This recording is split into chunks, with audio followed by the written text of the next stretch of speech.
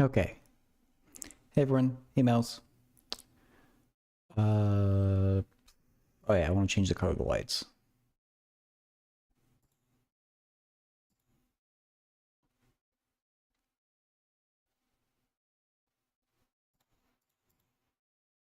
Let's go blue. Okay. We got another day of complex analysis reading group. Oh my gosh, that's really noticeable. $10. Hello, hello. Oh, you got the tofu emote. Hell yeah. I think we'll just get right into it. Oh, I'm showing. I meant to be showing this. There we go. Okay. I'm gonna hop in Discord.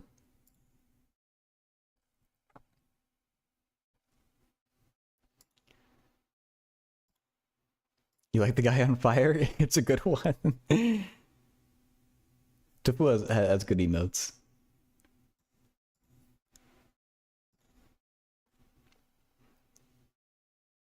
Oh yeah, what is Hammer Day, Mouse?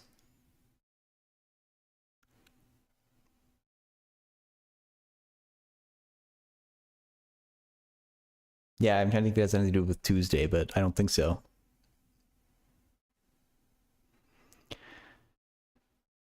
Um, should people give you plastic ham? This cannot be real. Wait, Hammer Day.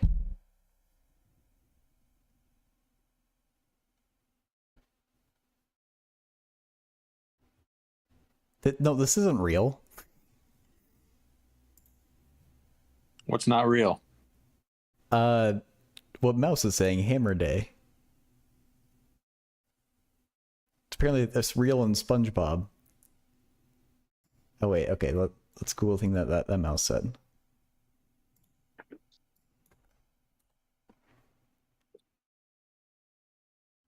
I feel like I've been somewhere where Oh, people were running around with plastic hammers, but I don't know where it was. huh? Maybe it is real. Nativity of John the Baptist.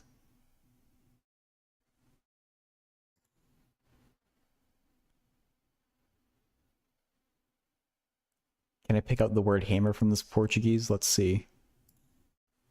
Slim, thank you for the raid. Hope your stream was good. Martello?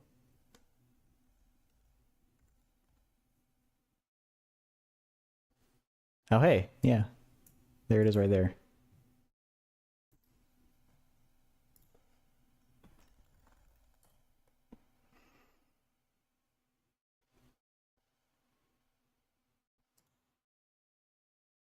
Do you know the origin of the hammer?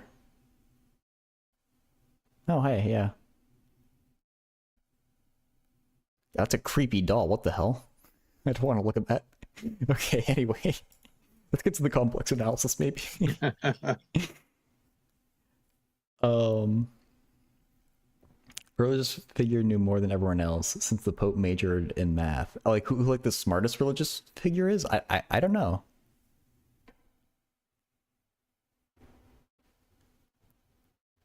Whoever founded the Jesuits, maybe? I think they're supposed to be smart. I don't know, though. Okay. So do you have, so today's for 3.1 and 3.2. Do you have a chance to get through it? I think so, yeah. 3.2, yeah, I did. Okay. Awesome. Um, so yeah, 3.1 just kind of talked about series and sequences in general, and I never really thought, I mean, I can say I have thought about it, but they really like hammer home that like series and sequences aren't so different. Like you can always talk about a sequence of the partial sums. Oh, apparently you're getting hammered.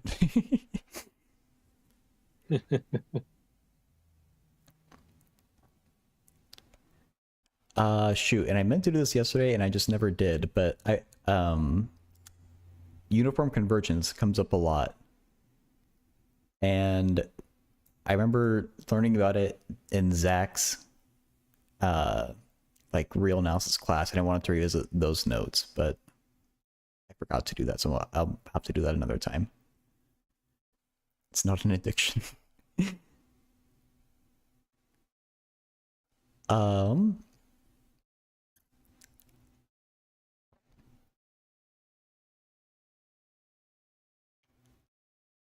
Okay. Good night, mouse.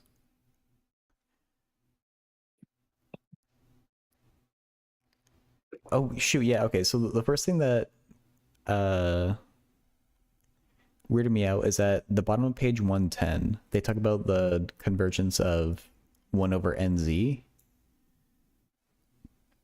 Yeah. and they say the sequence, or it's uniformly convergent for like 1 is less than magnitude of z less than 2, but I don't think there's anything special about 2. Like, as far as I could figure, it could be any finite number more than 1. But I meant to investigate that a little bit further. But I didn't see what's Yeah, special about 2 in I think particular that's there. true. Okay. I think what they did is they just considered all. Because let's see, what are they trying to do? They're trying to take the worst case, aren't they? So 1 over n, 1 over n times mod z. If mod z is between 1 and 2, the biggest we can make that is 1 over n, right? When mod z is 1. Yeah, I think that's, I remember reading that too. Okay. But like you said, if it was from 1 to 3, it would be exactly the same. I think so, yeah. But if it was from 2 to 3, then they would have had 1 over 2n, I think. Because Well, then mod z equals 2 would be like the worst you could do. I think so. Yeah. I meant to actually try and write out this epsilon delta thing, but yeah, I'll do that at some point. Um, I guess it's like level curves, right? Of that function. is it? I think so.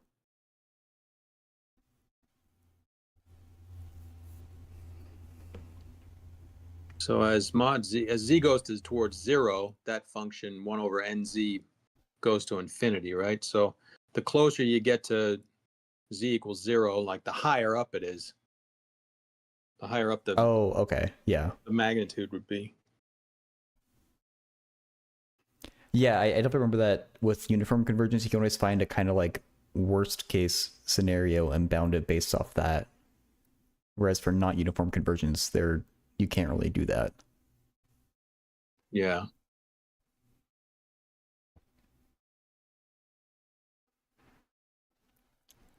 Well, I think you chose some problems based on that, so we'll be out of work and learn it the hard way pretty soon, I guess. Hopefully I did, yeah. I can't remember which ones. Oh, okay, yeah.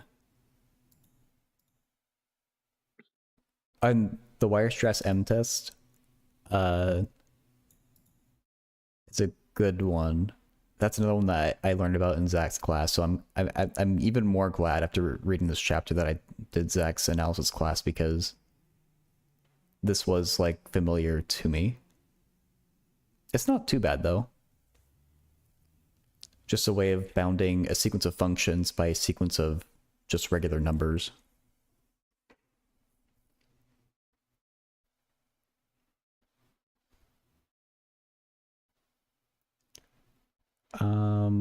Okay, so yeah, I don't think I have anything else I'll say on 3.1. So 3.2. We get into power series.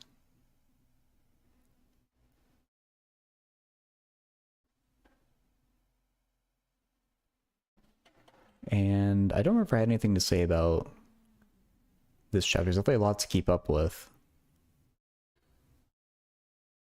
I'm just trying to scroll through it and remember if I had any weird things that I saw. It was very proof heavy. It was, yeah.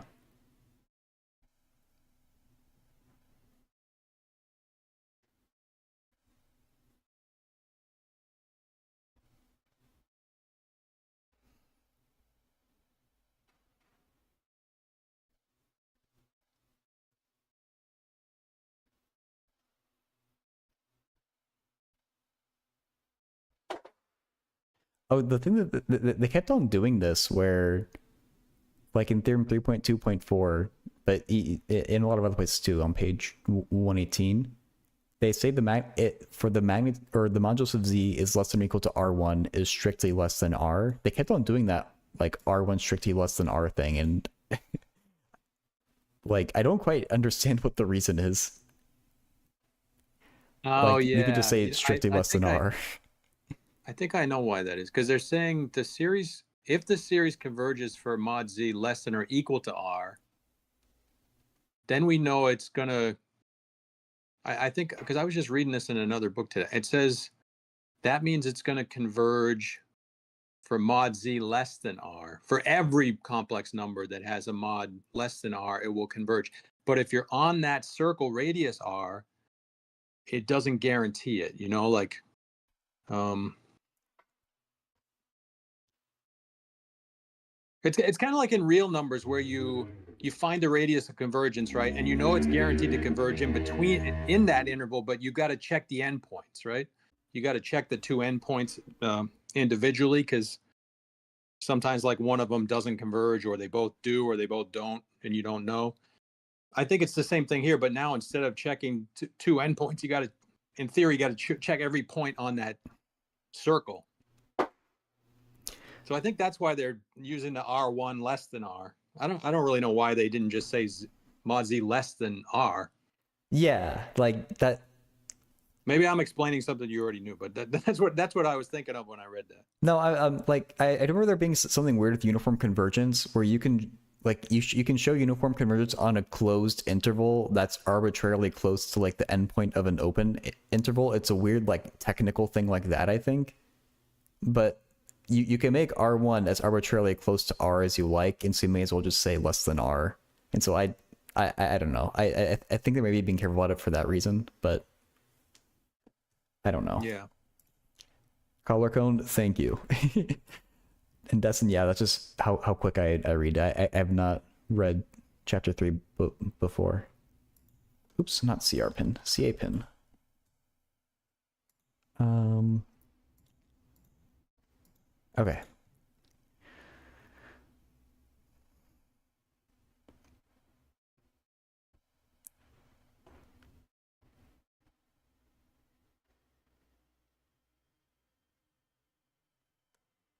Oh, nice, Destin. I'll take a look at it at some point.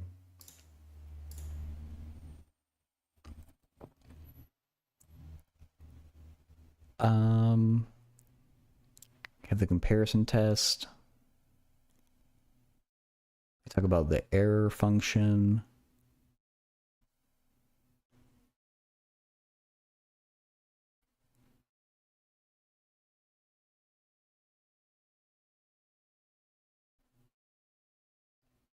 Oh yeah, towards the end of 3.2, it gets kind of freaky.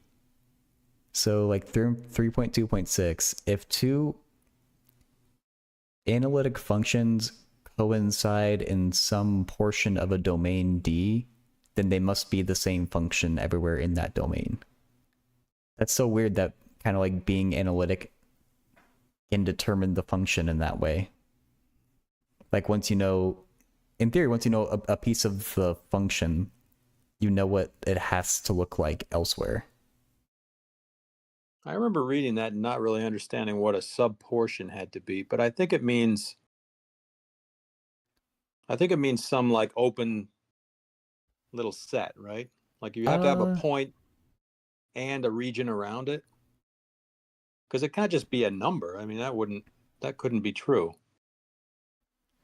And I congrats, feel like Waffle. it can't just be two numbers either. I feel like you got to have some interval or some.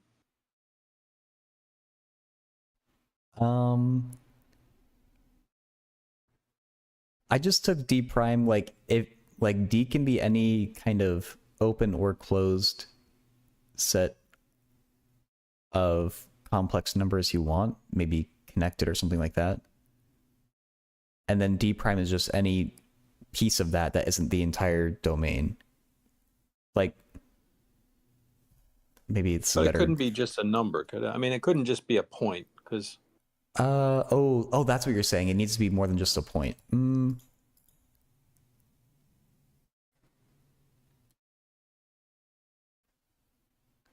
Yeah, there's no way that a single point would determine it, right? You No, would because need then some z would be like the same as z neighborhood. squared.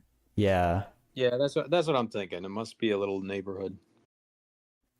Or it does say a curve interior. So maybe you just need it to, maybe it just needs to be like one dimensional. Yeah, I guess like you need to know what the shape of the function is like, so you need more than just one point. Yeah. But I think it's like a Cauchy-Riemann thing where like since the derivatives have to be equal to each other, that kind of determines what the curvature of the function looks like. Sounds like Color-Cone agrees.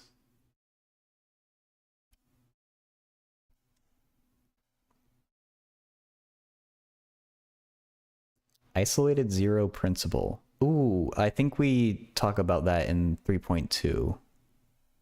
Really? Uh, yeah, theorem 3.2.8. What? I thought I read all this. Oh no. Oh, this is about isolated zeros. Okay, yeah, I did read that. Yeah, this one was super strange. Where like an analytic function isn't allowed to be zero at more than one point in a row, or else it just has to always be zero. It's like Hmm. that's just kind of crazy.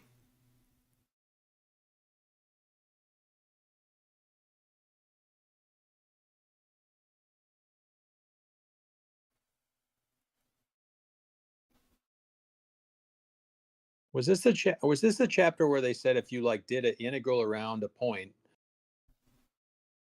and then divided by the length of the contour, you got the value of the there was some kind of average value theorem or something. Was that in this chapter? I remember the last chapter we had like an upper bound based on the length of the contour. Yeah. I read something recently where they were talking about an average value over a contour integral, and then they were talking about an average value over a area too. I don't remember where I read it. It might have been at the end. It might have been in the end of chapter 2, because I read some of that stuff at the end of chapter 2 too. Maybe that's where I saw it. Yeah, I think it's where we saw it in chapter 2. Yeah.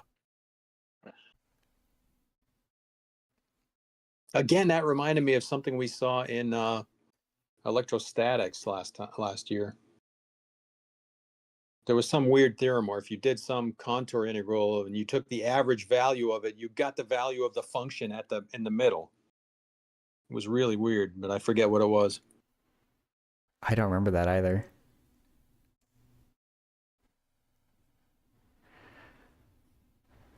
Um, we also talk about analytic continuations of functions.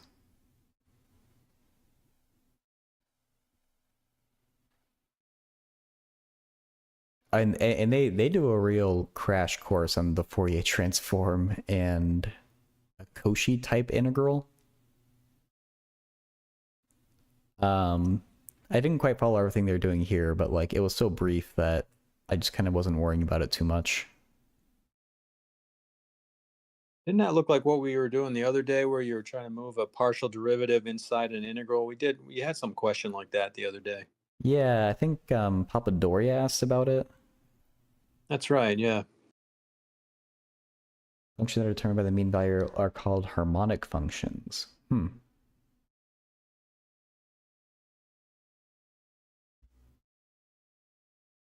Harmonic function sounds familiar. Yeah, yeah. Didn't we show that the real and imaginary parts Oh, of a differentiable function have to be harmonic functions? something like that. Function you vanish when you apply the Laplacian. Okay. And like the v was the harmonic conjugate of the u or something. Yeah, I remember that now. That was like chapter 1 probably. No, Maybe. actually no, it wouldn't have been. I don't know. Or maybe it was. I don't remember.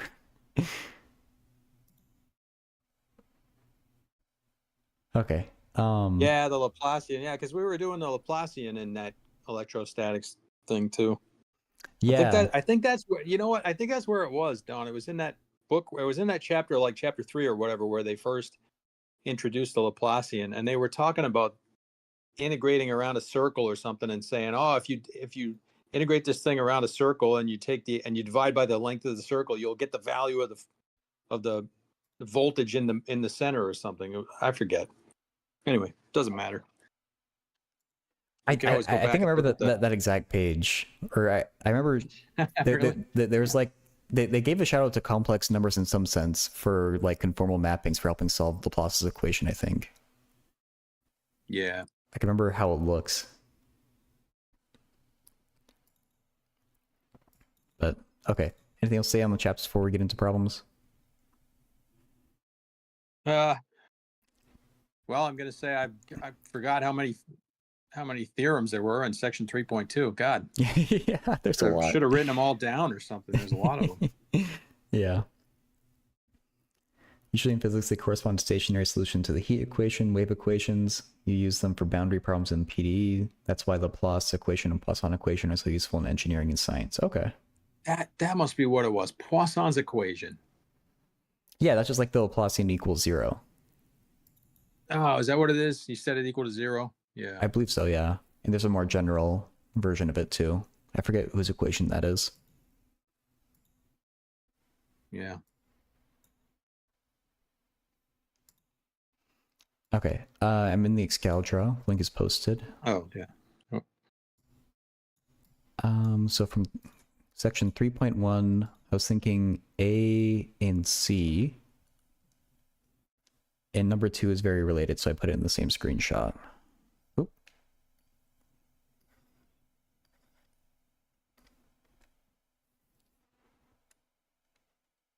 Hurriesworth, thank you for the follow. Okay, in the following we're given sequences, discuss their limits, and whether the convergence is uniform in the region alpha less than mod z less than or equal to beta for finite alpha beta greater than 0. Okay. I am.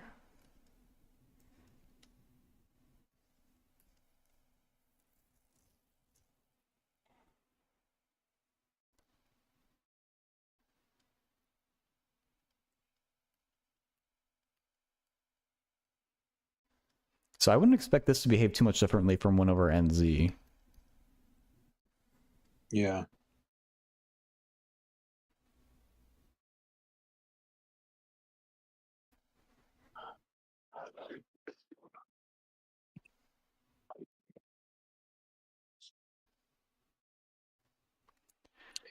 The limit. So what are we doing? Just trying to see what happens as n goes to infinity? Yeah. So as n goes to infinity, no matter, or as long as z isn't 0, then we're going to get 0. Okay, yeah. I guess I'm worried about z less than 1 though still for uniform convergence.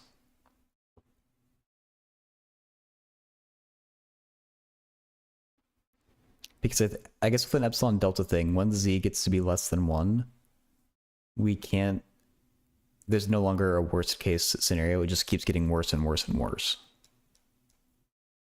Hey, Pac-Man. But Wouldn't that only be if it was like z to the n? Because it's just z squared. I don't think it does get worse and worse and worse. Oh, wait. Maybe I see what you're saying. I'm holding n constant here, I guess. As z gets closer to 0, we can't draw like a universal bound based only on n. We have to include z as well.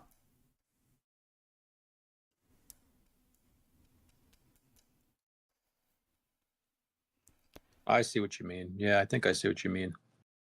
You're saying if I tried to choose a capital N and I said, oh, I can get this thing within epsilon for a given N like 100, you could come back at me and say, oh, I'm going to make my Z like 10 times closer to 0, and now your N doesn't work anymore. Yeah, exactly that. Yeah, I agree. Okay. So they just say to discuss and not formally prove, but I think it's kind of the idea of what the proof would be. Oh, that's funny. I thought it was going to be uniform, but it's not. Well, it's uniform uh, for, I guess, alpha greater than or equal to 1. Ah,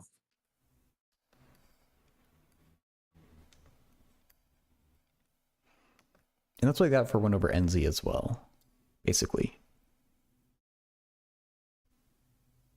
okay.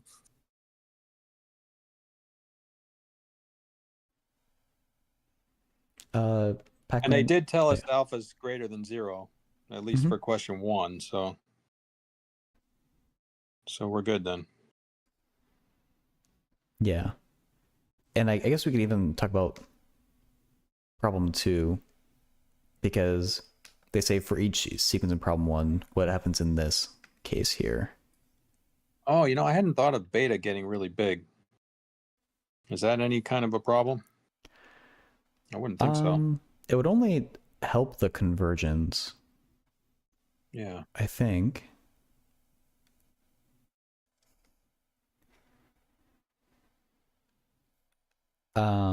If alpha equals 0, I think the entire thing just breaks, because that means z equals 0.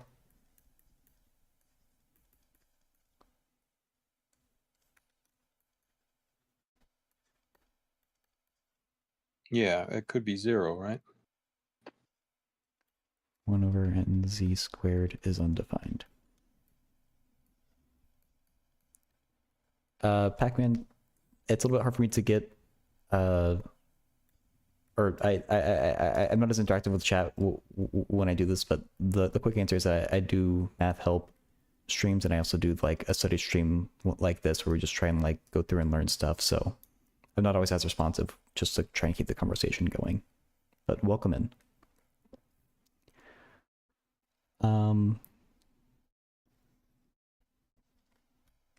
Then I guess for the next part, if alpha greater than 0 and beta equal infinity. Oh, what if alpha is less than 1, but beta? Well, I think it kind of.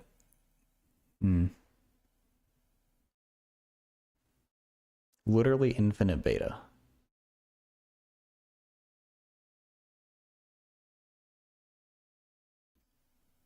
I guess we probably need to do a change of variables.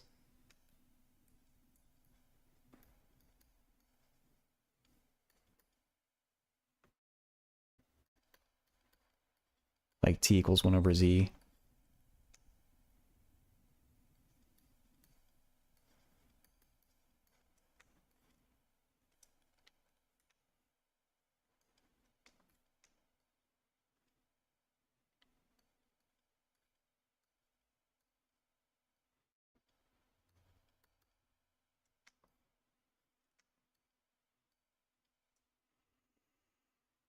And so for that sequence, we will just get 0. So I think if beta equals infinity, we're still fine. Yeah.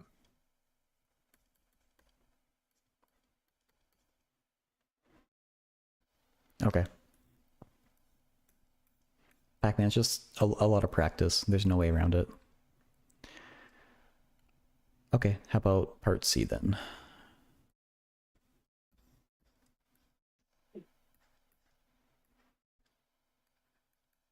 Hmm.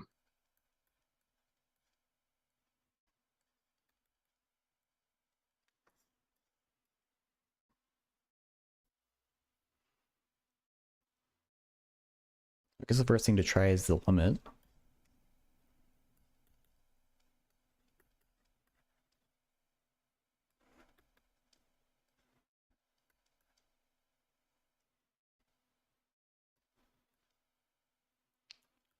It's gonna go to sine of 0, which is 0, as long, I guess, for finite z.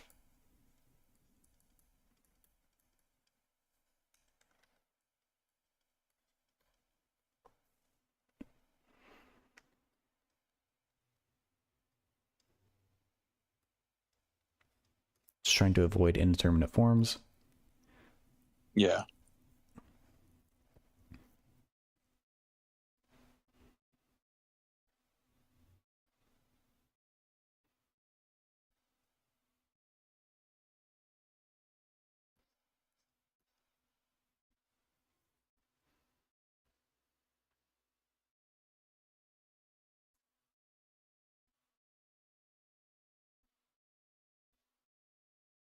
How is this uniform?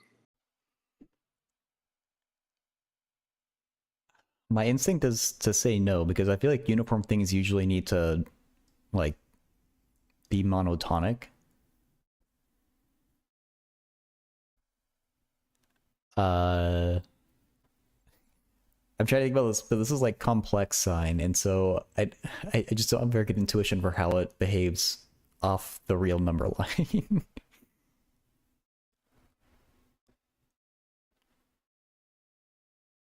We can write it as the sum of exponentials, complex exponentials. Right.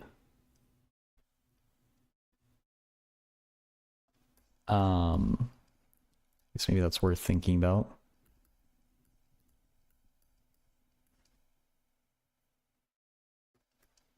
Hey, Sound of Serenity. Okay, remember, it's over 2i, and then...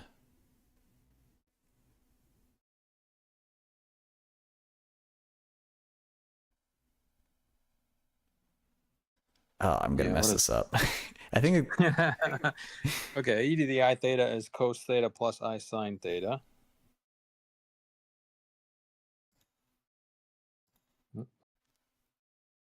Hey, Family Guy. Hey, ADS. E to the minus I theta, cos theta minus I sine theta. So, Okay, e to the iz minus e to the minus iz. oh, you got it? Okay. I just looked Over it up. 2i, is that what it is? Yeah. Cryptography? I don't know much about cryptography, sorry.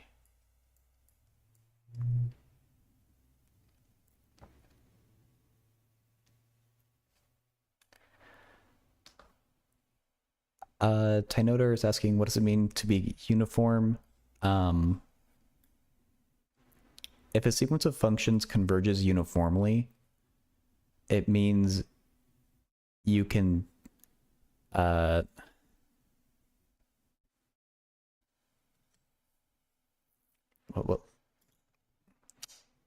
it basically means that you can prove I guess for, because I'm not sure if you've seen a sequence of functions before, but if you have just a regular sequence of numbers, you find some capital N cutoff point after which you can bound everything.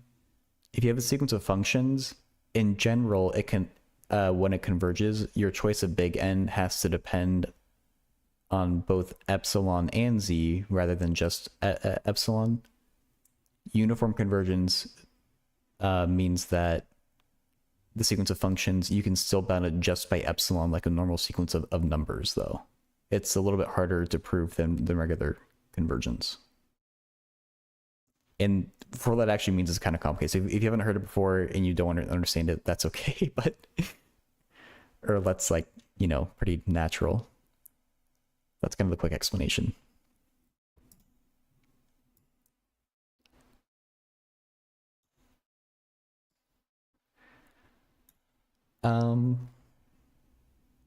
I mean, so we could also say that, oops. Oh. We should know it doesn't converge uniformly on the real numbers. There's no way it converges uniformly everywhere in the complex plane. Well, is there? Can we say there's a region where it does though?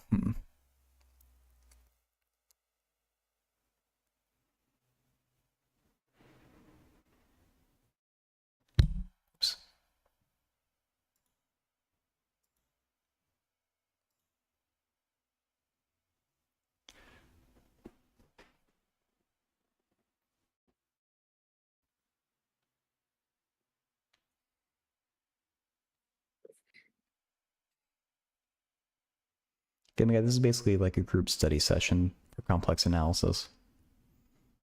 Once it's over, I normally do just like general like math help.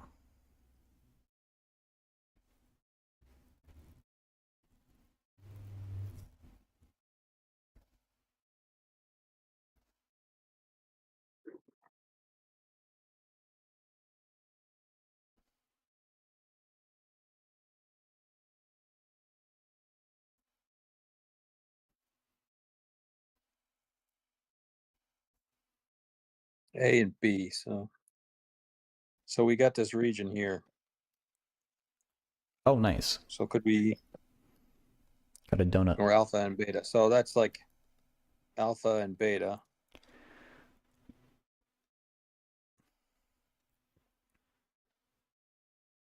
So what can we say about,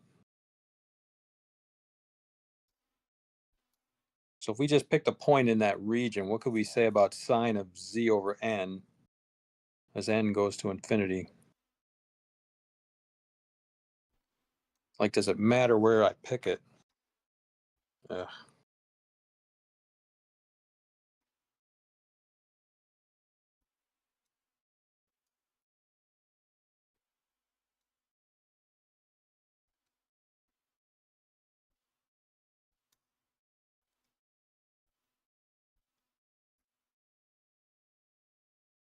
Maybe it doesn't, because based on this, based on writing it in exponential form,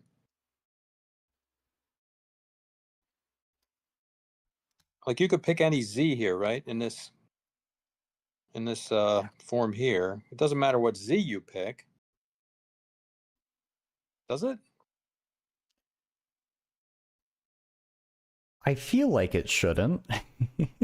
Yeah, you know why, Don? Because these two things up here are mod 1, aren't they? Those two things are on a unit circle, so the difference between them can't be more than like 2, can it? So can't we say that couldn't I say that like the mod of this, if I took the mod of this, isn't this less than or equal to 1 basically? It's 2 over 2i. I don't know. I'm not sure if that's true, but I think we can bound the mod of that anyway. That would make sense, and that would match the real number sign function.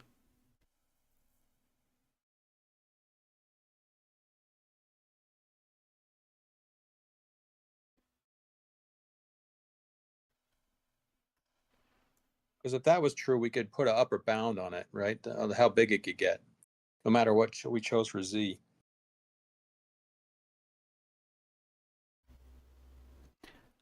Oh, that's what you're getting at. Okay.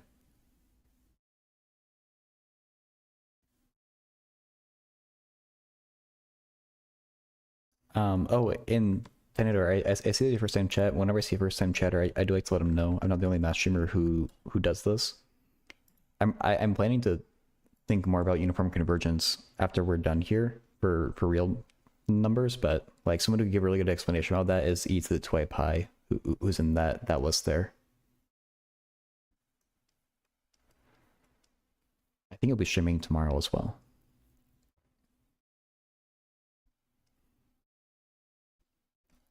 Yeah, because also those are complex conjugates, aren't they? E to the iz over n and e to the minus iz over n are complex conjugates. Yeah, true. So if I subtract them,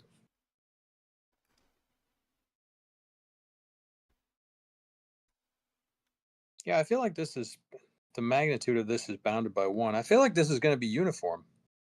Okay, I mean, I think we need to try and write out a proof then, because this one we don't feel very, very confident on. Yeah, so, okay. So, how do What we... does that mean? It means... this is, yeah, given epsilon greater than 0, that's a good way to start, right? Okay. We're trying to prove if sine of z over n converges uniformly or just not uniformly. So if we're going to try and prove uniform, we're going to say there exists an n that just depends on epsilon.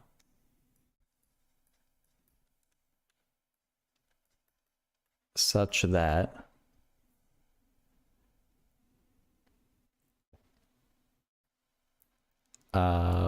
for small n. Oh yeah. What do we have to show here? Is it that it's the absolute value, right? Yeah. Yeah, sine of z over n minus our suspected limit, which is 0. Yeah. Yeah, yeah. Is less than epsilon.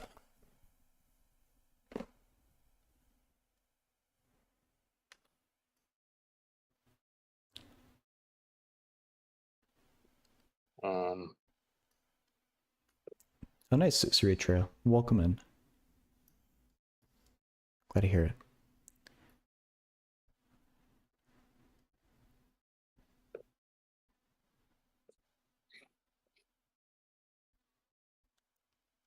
And so I think normally to prove these, we would just start working with this expression and try and like solve it for n in terms of epsilon.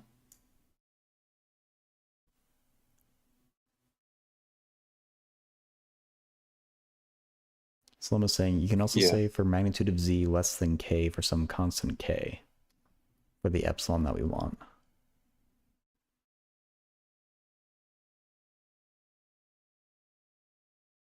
Really?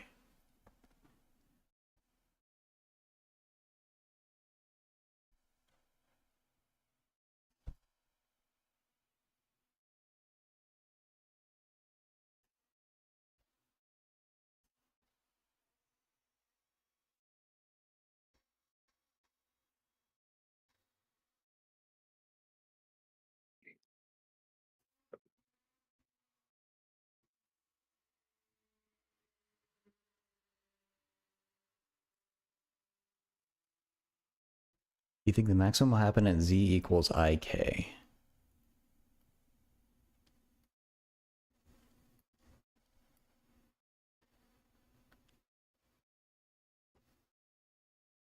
Yeah. The worst we can do is go from is plug in z as beta, right? Does that make a difference? Does that not make a difference?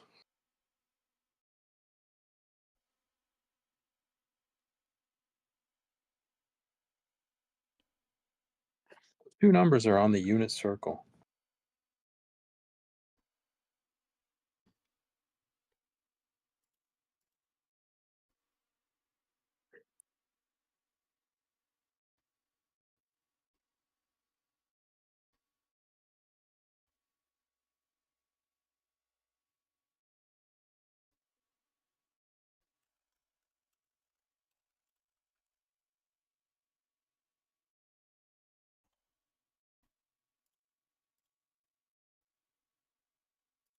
Are these numbers on the unit circle, or am I getting confused? I might be getting confused here. How could they be on the unit circle? Well, yeah, the Z? e to the I whatever is going to be on the unit circle, just not say like a clean value, but somewhere on there.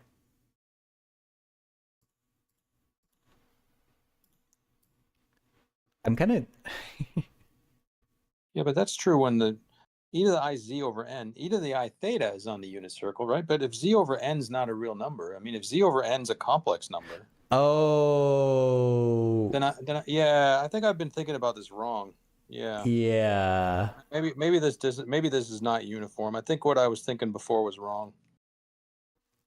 Because I think e to the I z over n can get very big, right? Yeah, we need to write z equals x plus iy. Yeah, okay. Right, and then like sort out the real part and then think about that. Someone's saying it is uniform. Ah.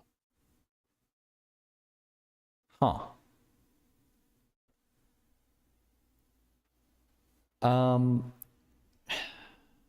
Well, if z is x plus iy, then iz is ix minus y. In a bounded circle. So it's e to the minus y times it something on the unit circle. Okay. Okay, if we restrict ourselves to a circle, can we find the maximum value of sine? So it feels like e to the beta is going to be the worst, right? I wanted to say we'd be on this bigger circle. You know, if you let Z be on the largest circle here, and then if you go to the top and the bottom, I feel like ear to ear. So you're saying the magnitude is the highest on the imaginary axis? Like at the edge of the circle? That's what I was thinking. I'm not going to guarantee it. um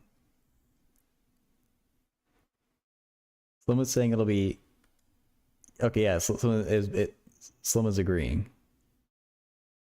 He's calling it K. He's calling it K. I'm calling it beta. I think we're saying the same thing. Yeah, yeah.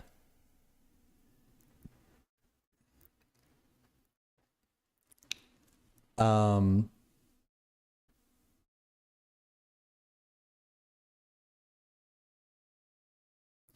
I wonder how would we show that?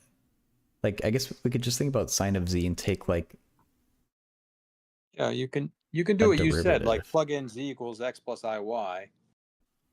Plug in Z equals X plus IY here, and then just sort of get the real and the real parts out of it, or the Okay, yeah, but let's go or down that the magnitude and road. the angle, right? Um Because I think then the magnitude will be e to the minus y.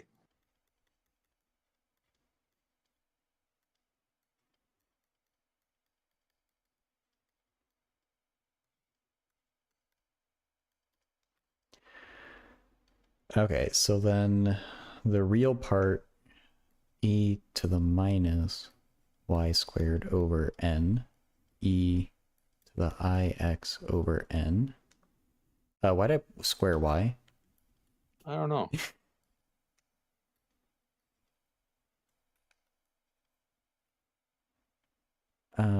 E to the y over n, e to the minus ix over n over 2I.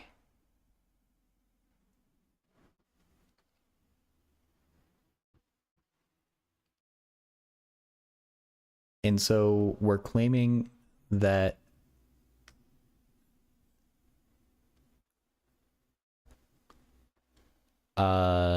letting y equals, let's just say we're on the unit circle, that y equals 1, x equals 0 is the maximum inside the unit circle.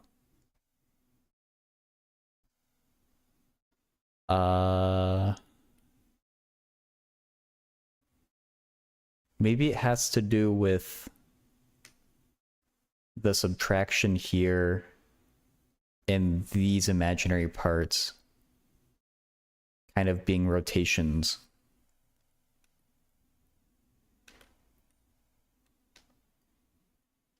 That are only kind of taking away from the,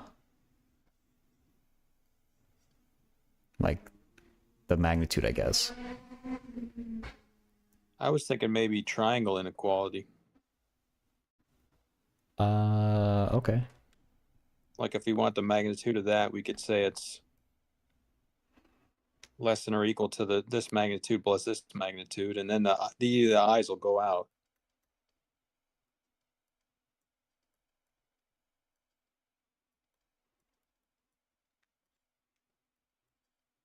But I don't know. I'm not very good with triangle inequality or any inequalities.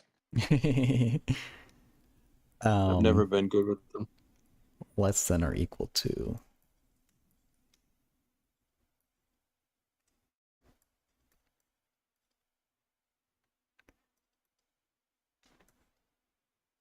I guess that's still plus.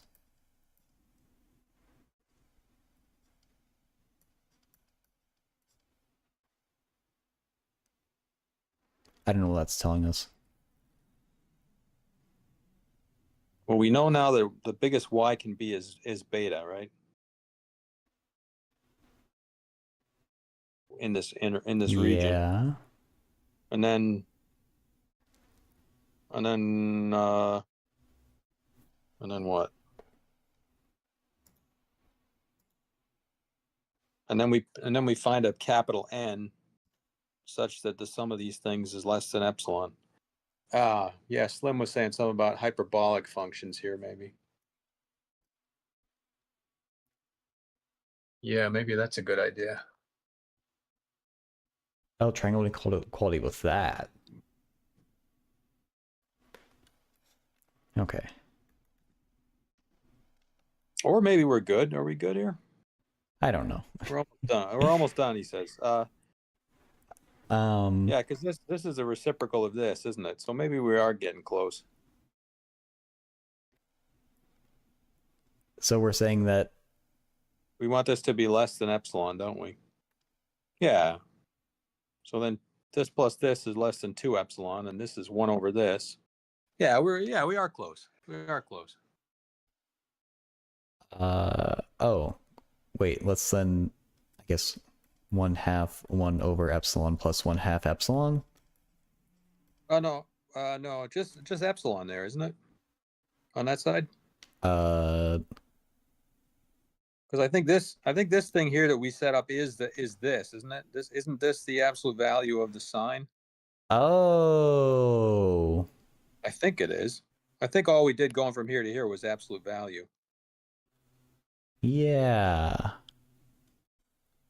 Or is there like Um, yeah, I think that's true. oh, okay. But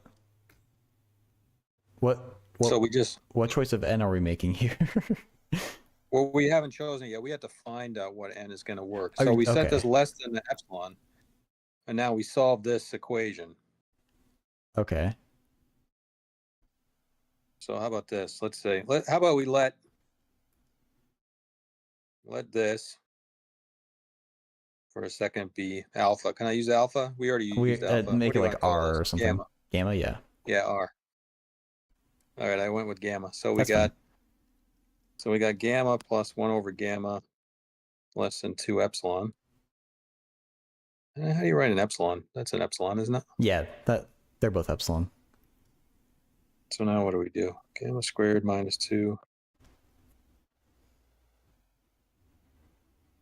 Is this look good? Is Mm, this the way to do it? Then I we want to complete the isolate squares. delta. I guess this would do it. Doesn't this just We can quadratic formula that.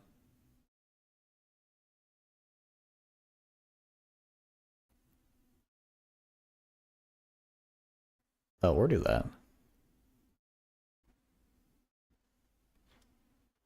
let me know if I make a mistake. So if this thing squared is less than this thing, wait, this is negative now, isn't it? Okay, I'm not happy with this.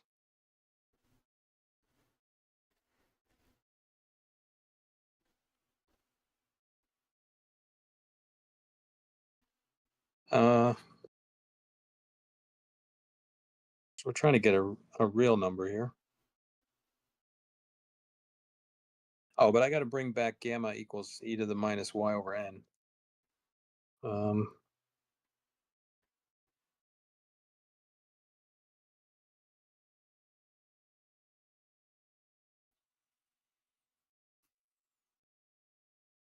well, I feel like I got a square is less than a negative, don't I? Hmm.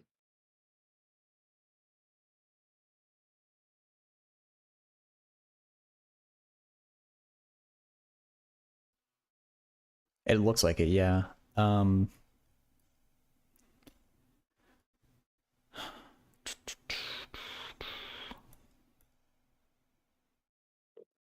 Oh, dang it. I thought that was going to work.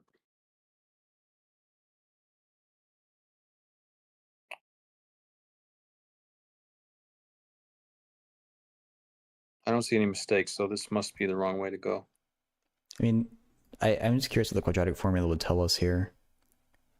Yeah, okay. Minus b plus or minus b squared minus 4ac. Oh, this is going to be the same issue. Epsilon squared minus 1 is negative. Or negative for the cases that we care about.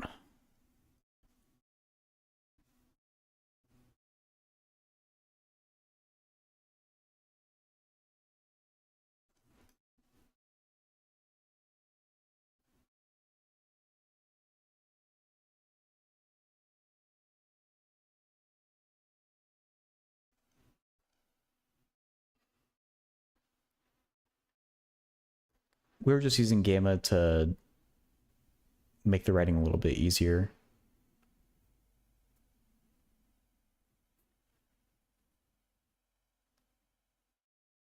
But this is the substitution that Yeah, Benbox did. I just plugged that in to try and make the algebra a little quicker to get through. But then, I mean, if I change it back to e to the,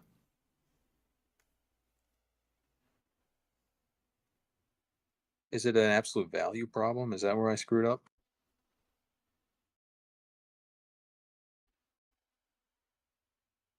Yeah, wait a second. Whatever this thing is, e to the minus y over n.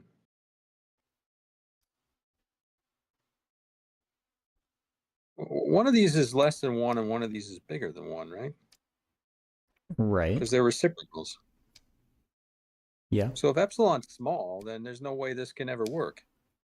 Something's not right here. Like all I got to do is choose epsilon equal 1/2, and we this can't work.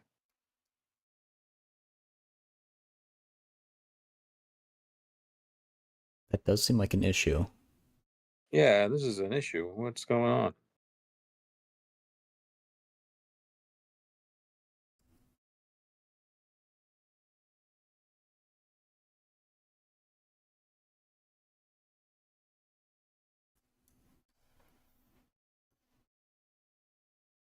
Because we can't name a small n that's large enough that we'll ever get something where they're both less than 1.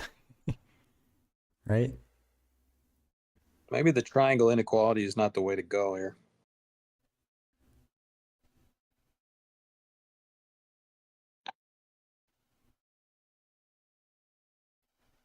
Hmm. Did I use the triangle inequality right when it's subtraction? Is it supposed to look slightly different?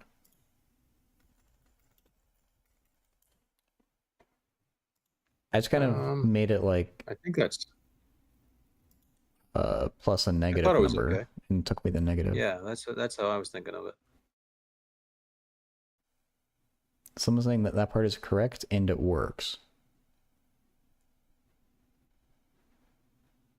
Well, it seems like we've got ourselves stuck with something that is always more than 1.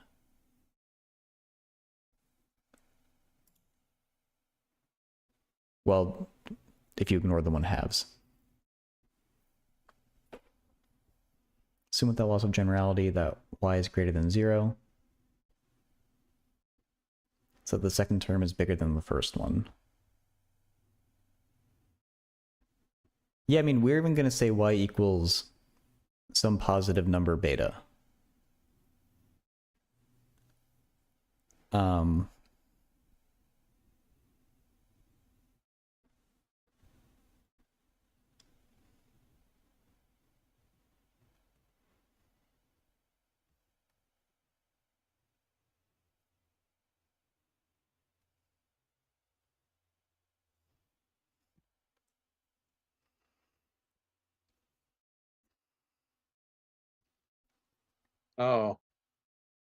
Oh, I think I understand what you're saying there, Collar Cone. I think I get it. So you're saying I don't want to keep both these terms. I throw one of them away and I just bound one of them.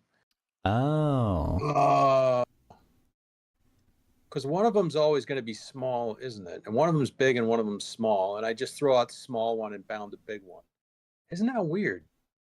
So if I keep both of them, it doesn't work. Okay. Well, I guess that's fair.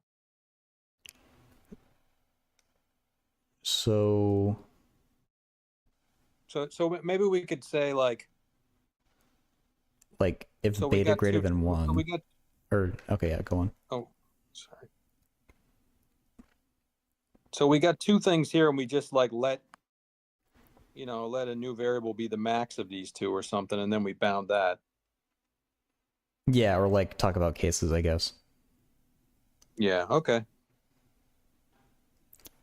So I guess if beta is greater than 1, then that thing. I suck at inequalities. Same. This is, we're saying that one little piece there is smaller than 1/2 e to just beta? No, beta over n, color code says. Because y can range from 0 to beta, so maybe less than or equal to.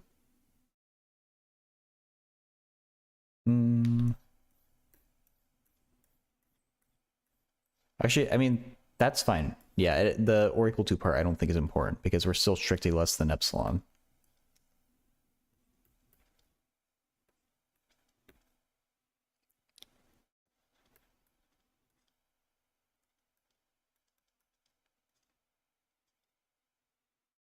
Wait, this inequality goes the wrong way. I messed something up.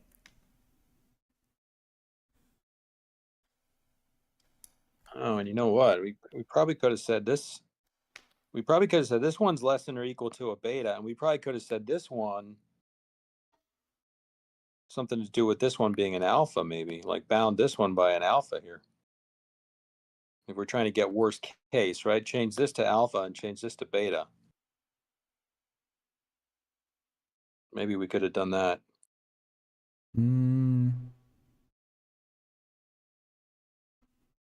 I wasn't trying to get like the absolute worst case. Yeah.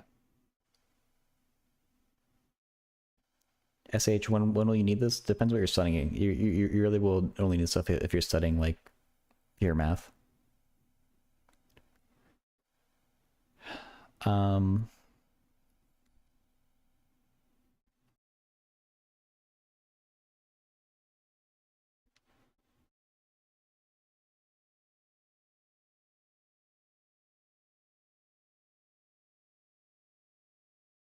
So should I be attacking the negative part with beta because we want something that's smaller?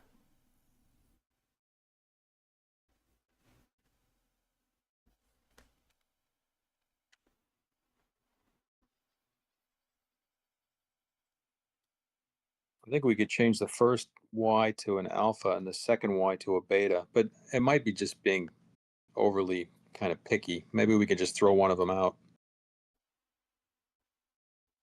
Hey, bro. Try bounding by Because one. this guy gets big as y goes to 0, right? And this guy gets big as y goes to infinity. So we want this y to be as close to 0 as possible, and this one to be as close to infinity as possible. If we're trying to maximize.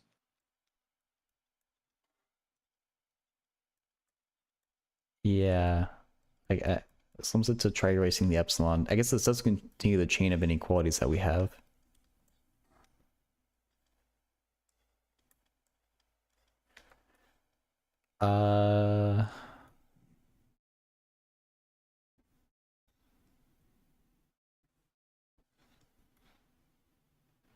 Aren't all these inequalities going the wrong way? Like, we should be subbing in things that are smaller than the thing we started with, not bigger.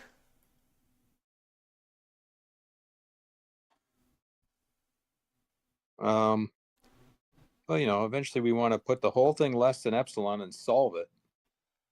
Well, yeah, but we're finding things that are bigger than sine, not smaller than sine. So we can never say that the thing we have on the right side is less than epsilon. You're saying we went the wrong way? I think so. We're finding... No, I think this is good. I think this is good, isn't it? If you want to prove something small, you can say, if you prove something bigger than it is still small, then you're good. Well, we need to find a way to get epsilon some other way then, because we definitely can't just slap on a less than epsilon here. I don't think. I think we can if we throw one of these out. If we throw one of these out, we could do that. Or if we factor out, because pretty soon, let's see, do we know now? If we make this, can't we get rid of these absolute values now too? I want to do this. Tell me if this looks good.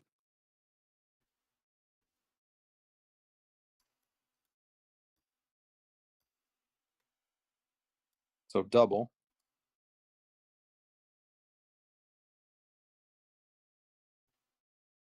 and then factor out whatever's smaller here, right? Well, we can.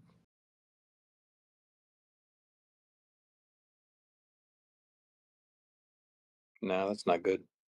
You really want to throw one of these things out, I think. Like Collarcone said, you can. Slim is suggesting a way we can do that by just like talking about the maximum function. Okay. Well, we know beta is bigger. Let's see. A plus B is A plus B is less than twice the maximum.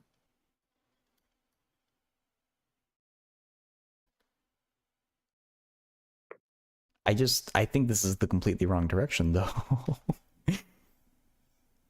I don't agree with changing one of them to beta and leaving the other one as y, because if we're going to plug in y's, we're going to plug in y's, and if we're not, we won't. We're trying to solve for n, right? Yeah. N's are variables, so either we know what the y's are or we don't.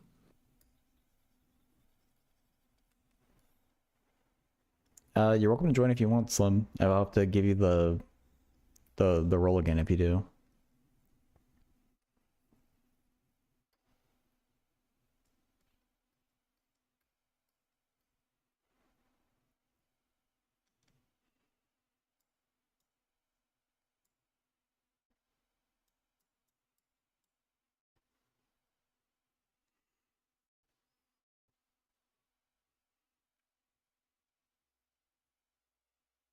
And Colorcone, the offer goes for you too if you ever wanted to hop on voice for these.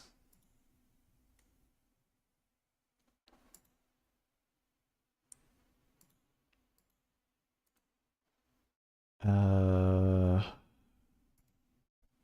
you should be able to join, Slim.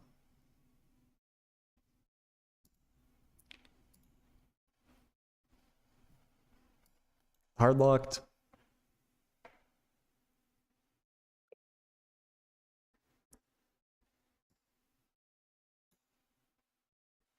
Thank you so much, hard locked. I appreciate you. E equals 42. Hell yeah. Thank you for the follow, Tie Noter. Oh, Slim?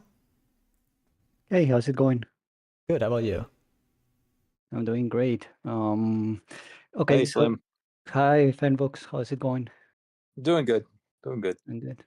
Okay, We got kind of stuck here. So you agree that this part that equality so far what you have is that the sign of y over n is smaller than that thing, right?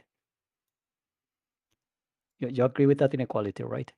And why we're in it? Yeah. Or wait, sign of y over n. Well, or sign of z over n. Okay, yeah. It's smaller than the thing that we have. Yeah. It's smaller where z is equal to x plus iy, right? Yeah. Yes. Yeah. Okay. So go to the last part of the inequality, right? The last part. Okay. Don't put the beta quite yet. Okay. I'll just erase that piece entirely. Yeah. So don't put the beta quite yet. That's fine. That's fine. So that inequality so far is good, right?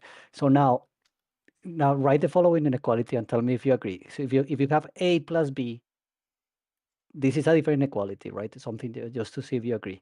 If you write a plus b, Yep. is this smaller than the maximum between, but is it smaller than twice? Just write smaller than twice the maximum of a and b. That makes sense to me, yeah. Hey, Sage. A and b. So you agree with that equality, right? Yeah. So if that equality is true, then you can put a as absolute value of negative y over n, and a and b as 1/2 of absolute value of e to the power of. So basically, a is your left summand and b is your right summand, right? So what would this inequality give you in this case? Like if you replace a and just b, max of these two. then yeah, like because the 1/2 cancels, right? Yeah. You still have the absolute value though, but I mean, these are just positive real numbers, aren't they? I don't know. Well, if you they are not, I mean, yeah, you're right. They are positive real numbers. You're right. Okay. Yeah, you're right. They are positive real numbers. So yeah, no, yeah. So you're right. You don't need that absolute value because y is a real number now, right? Now, so the maximum, like that's where you needed the cases that Color was saying, right? Because the maximum, if y is positive for y greater than 0, for y greater than 0, then Yeah. then the second one is the maximum. So Yeah. so do that first case. Do case y greater than 0. I mean, your case is going to be the same, but so put something like case y greater than 0, and then for that case you would get that Yeah. that's smaller than e to the y over n, right? So we use this if we're in the upper half plane, and we use this if we're in the lower half. Exactly. So you have to, Yeah. I mean, but Okay. I mean, if you want to be super careful, but honestly, no one would care because the two cases are basically the same, right? But yeah, like for now, let's do it super carefully. So let's write y greater than 0, then you can continue, and then that maximum is equal to e to the y over n. Then that Okay, so maximum, we're gonna say, okay, sine is gonna be bounded by this e to the y over n. yeah, like basically because now the maximum is precisely for y greater than 0, the maximum is precisely e to the y over n, right? I guess So like this is x plus precisely the y. maximum. Not Yeah, bad. this is bounded by, yeah. And then that's the exponential is bounded by beta. Now Or you know that y is at most theta or whatever you call it, beta. I don't know what the name that you gave it to the maximum, right? yeah, like the outer limit of the circle. Yeah, exactly. And Okay. now you say like if now this is the part that I think you need to get. So for what n can you make that smaller than epsilon? For what n? So if you guarantee that little n is something like, I guess, b, well, you have to solve it, right?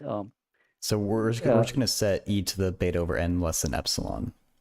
Yeah, And like then basically, okay. and then solve. Yeah, basically, because that you need to find the n such that such that that happens. Yeah. Okay. Beta over ln epsilon. Yeah. So as soon as you have an n larger than that, then you know that you are fine, right? And the important part is that that thing doesn't depend on the point in the region. As far as you are in that region inside, It's uniform. yeah. So that's what matters, right? So obviously the usual thing is as you make epsilon smaller, as you want to get closer, then you need to go farther, right? The n starts growing. But that's fine. Yeah. So as beta gets bigger, we need a bigger n. Yeah. And as epsilon gets smaller, we need a bigger n. But that's fine. Yeah. Okay. Well, well, honestly, we are still. I mean, if we want to be completely honest about it, we did the case We got to do y, case 2. Yeah. exactly case 2, and then take the maximum Take the of the two ends maximum of the 2. Yeah. of the two ends, right? But Yeah. if once you start doing it, you realize that case 2 is exactly the same as case 1. It feels like it should be by some It'll kind be of exactly. symmetry. Yeah. Yeah. But I mean, it's not about exercise to do it. So you clarify that um you oh, color cone is saying something. As a small epsilon will give negative log. Oh yeah, Is for bound. epsilon less than e, I guess. No, no, and it shouldn't Or be negative, obviously. I mean, and it has to, not e, like, as but n. Oh yeah, what did I? There was something wrong, right? Color. Oh. and Lubert is also saying I think that beta would have to be more than 1. Or like this only applies for Oh yeah, I this feels messed like there's up. some kind of Right. like minimum issue too. N is growing. Yeah, we need a negative beta over n, right? Negative Yeah. Yeah, color cone was right. So this bound doesn't work then, color cone. Yeah, I don't know why I didn't see that. Uh, Oh yeah, this doesn't work.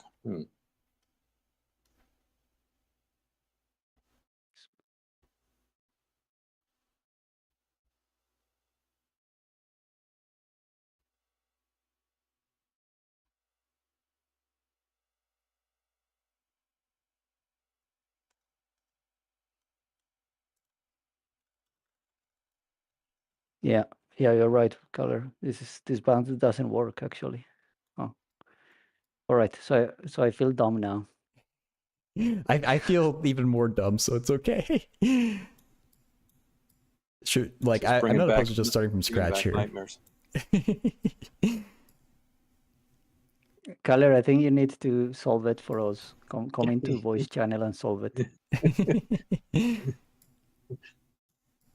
I don't know if I've given you the role color code, but I definitely can if you want to hop in. If you ever stay in chat, that's fine too. He says that we can still be friends, but I feel that I don't deserve his friendship anymore. Problem with the triangle inequality? Yeah, I feel like maybe the triangle inequality was just a misstep originally. We did eat a negative sign. Yeah. Yeah, yeah, because you need. Ah. Well, what's that other version of the triangle inequality where you have a difference? That's one with like the nested absolute values, right? Well, at this point, I would rather try the sine and cosine and Oh, the cos. sum of this Yeah. sine of x plus Okay, let's iy. try that. Okay. All right. I'm gonna start over on the left here, I guess. Okay. Sine of x plus iy over n. What was the identity that you put? Let me scroll up in chat. The one with sine and sinh. Okay. It is sine x over n cosh y over n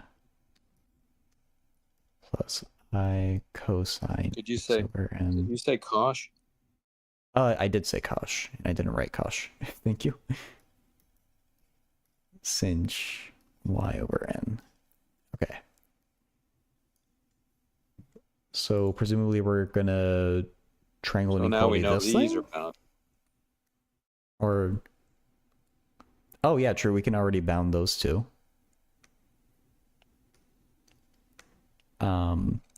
So this is smaller than if we replace those with ones. Well,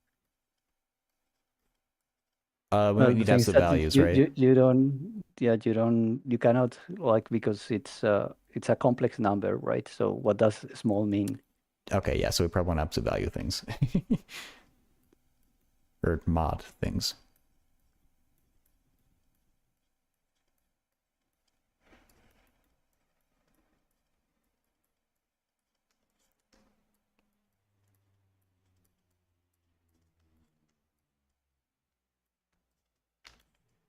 Do I need to worry about... No, we can just always take positive one. We don't need to worry about like negative things. Oh, thank you. I'm not a fan of those hyperbolic trig functions. I keep trying to turn them into regulars. Okay, cosh y over n. So the x's do disappear again.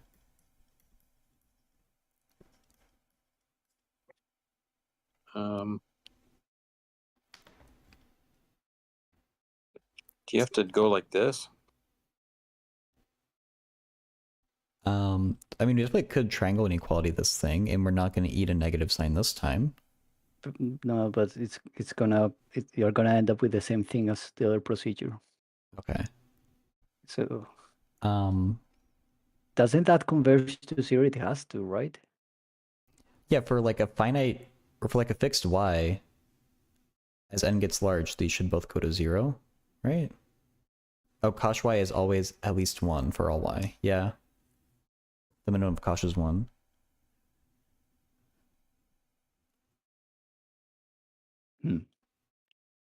Good heavens. So it doesn't converge then? Yeah. What? Maybe we should... Are we Really? trying to prove a wrong thing? is Were we just wrong at the sine start? I was c over convinced it n would go to 0. uniformly convergent. I just want to know what the answer is. I'm not going to try to look too closely at a proof, but Point wise. this person is like giving hints. I don't want a hint. I just want the answer.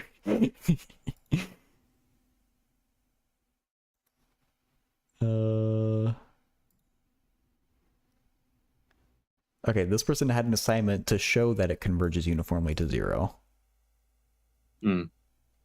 So,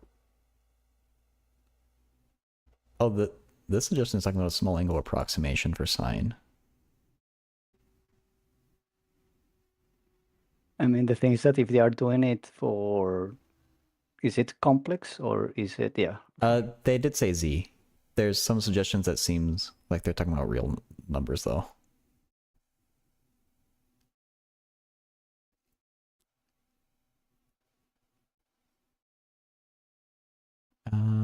This person does triangle inequality with the cautionless cinch. So the problem reduces to showing cosh y over n and cinch y over n converge uniformly to 0 in the annulus as n approaches infinity.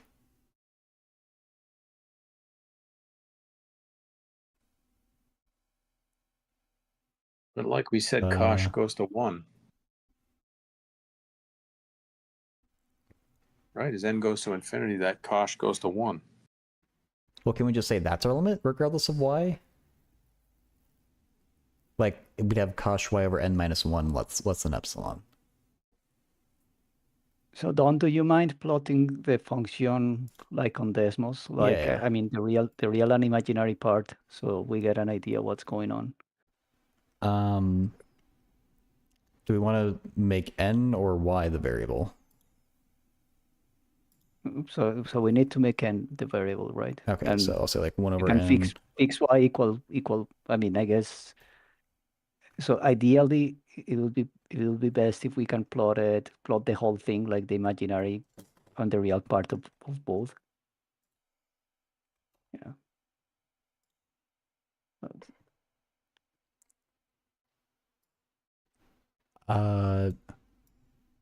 But I mean both the imaginary and the real part. Oh, it can just do complex numbers now, right? Can it? But I mean, Or the is that things not that what you mean?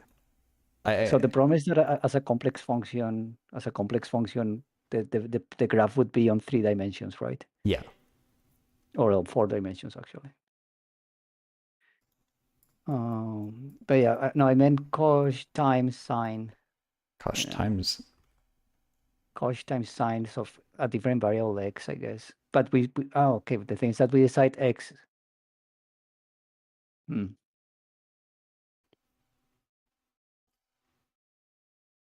Yeah, and I'm really confused now.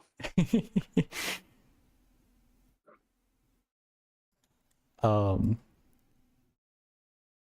yeah, as a function of x, yeah, and so if that's going to 0, no. I think that the function that you were doing works actually. Now that I see it, like the one that you were plotting before. No, the one that you were plotting before, yeah. Okay. And what's the other one? I was doing caution cinch of a constant over So x. yeah, so that one is so cosh is going to 1, right? That's kind of like what is messing us up, right?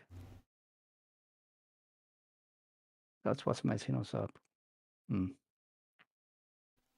What about what if you calculate actually the magnitude of the function? Because we use triangle inequality, and I think that's the step that screws us over. Oh yeah. If you calculate the magnitude, the magnitude square is sine square cos square of y, and then cosine squared times sine h square of y, right? And then maybe if you plot that one, we'll be able to see if that actually converges. Oh, okay. So Like wait, the magnitude was the magnitude of before applying the triangle inequality. Okay. So cosh squared a over x. Isn't this an identity? Minus sinh squared? Isn't No, it but just one? the thing is that you still need yeah, like you still need Oh wait, shouldn't it be plus for the magnitude? yeah, plus. Okay. You didn't get yeah, plus. And I think you still need the sine and the cosine actually times sine Oh, of it's just gonna be the same variable though. Oh yeah, and that's fine. Okay. So yeah. sine a over x and then square it. Yeah. And then cosine squared a over x. Ooh. Oh. Yeah, I think that's it. That like you see, since that's going to 0, it actually converges. So I think that if you actually want to prove it, then what happens is that the triangle inequality is too rough for this. So first you have to calculate the magnitude. And then what we need to bound is that thing that you plotted. If we are able to bound that thing that you plotted, then we are fine. Yeah. Okay. Okay, so yeah, so basically on that step, instead of using triangle inequality, just actually calculate the magnitude. That's the thing that we And just said it was. and by the way, in that case, actually, I think it would have been easier to use the exponential, but I mean, we are already committed to this one, so. And you Actually, can I'm just gonna say the change. square of that. Change what? Yeah, just do the square of that. That's it. Yeah, it's easier. Yeah.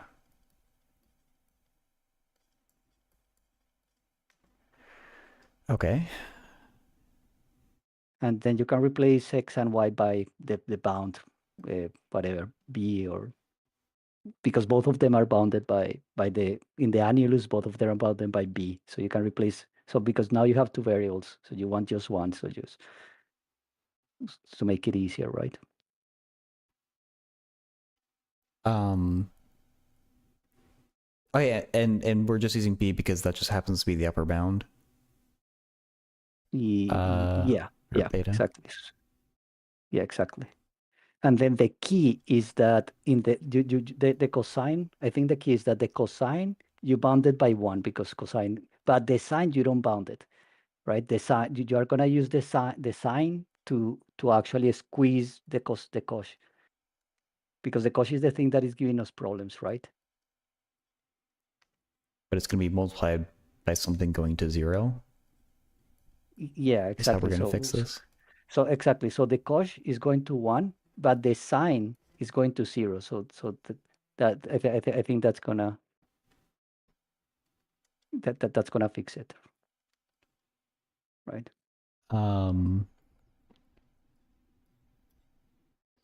Okay, and so as n goes to infinity, if we were to do n to infinity of this last thing that I wrote, we would get 0. Yeah. Yeah. Which is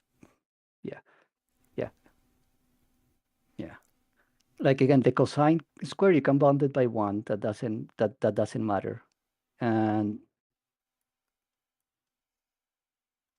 Oh, okay, yeah. Oops. and another question is how we bound the other ones, not the cos, not the cosh. Can we bound both? Oh, yeah, never mind. Cosh isn't bounded. Oh, that's Well, ugly. wait, no, I'm confused now. We're just saying that sine and cosine are less than 1 and leaving the hyperbolics alone? No. If you only leave the hyperbolics, you're gonna have the same problems that the cosh right. doesn't go to 0. So only the But cosine. but now that we did that, I feel that using the exponentials would have been easier because the problem is that bounding the cosh and this the cosh is not that. I mean, you end up with exponentials anyway, right?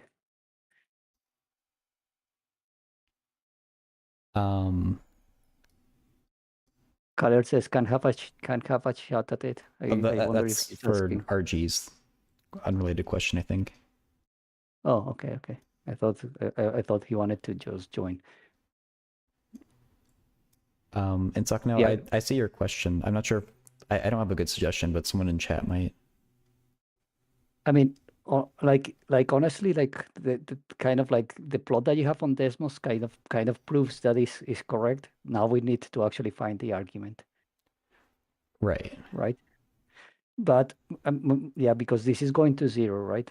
So basically, if you prove that the limit goes to 0, that means that you can choose the n such that that works. It's also kind of cool to see that, right? Like, because obviously as the radius grows, then you have to choose your n larger and larger. But it's fine. I have a Colors. question. Why did we change X and Y both to beta? I mean, it feels Because okay, but why did we do that? because that's an upper bound for x, for x and for y, right? Yeah. Yeah. I think color is gonna solve it, but I think the idea is to use that, but instead of the using that identity, just go back to using the exponentials, and then it will be easier.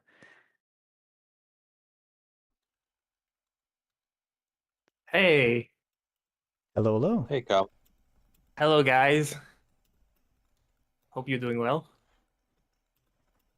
Well, we'll be doing well if you can help us with this.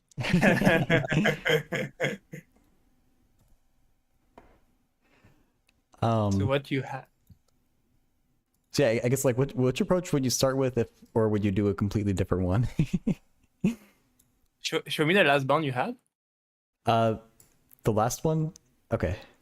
Oops. Okay. Sorry, I'm messing with it too much. But Okay, so we have sine, we have cosine. Okay, so obviously, is that sine or sine hyperbolic, the first one? the first one is regular On the- sine. Okay. These guys go to 0 and go big.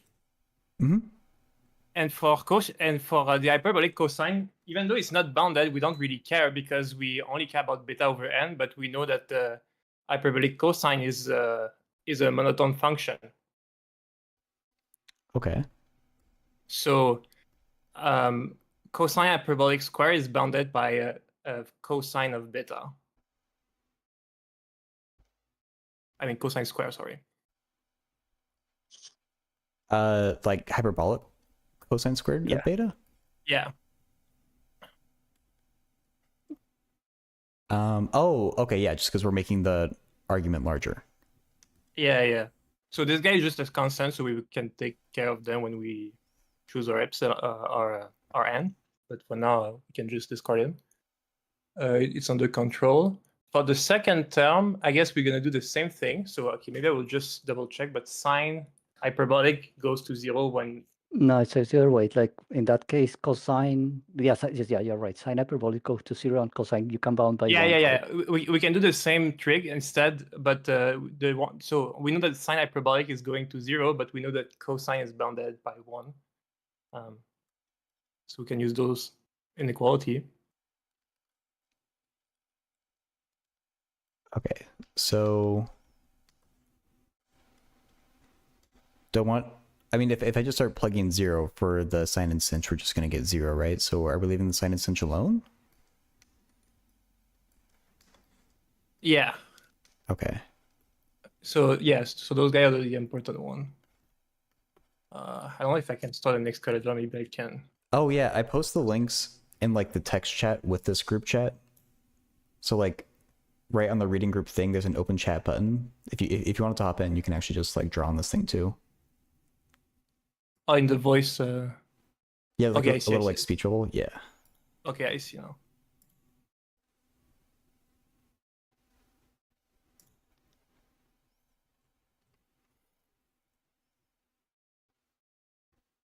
Okay, so that's okay. Maybe I can just write below it. So do you agree, guys, that we've shown so far that sine? Okay, that's way too thick. So you guys were able to show that, right? Sine of z is bounded by what is it? Sine square beta over n.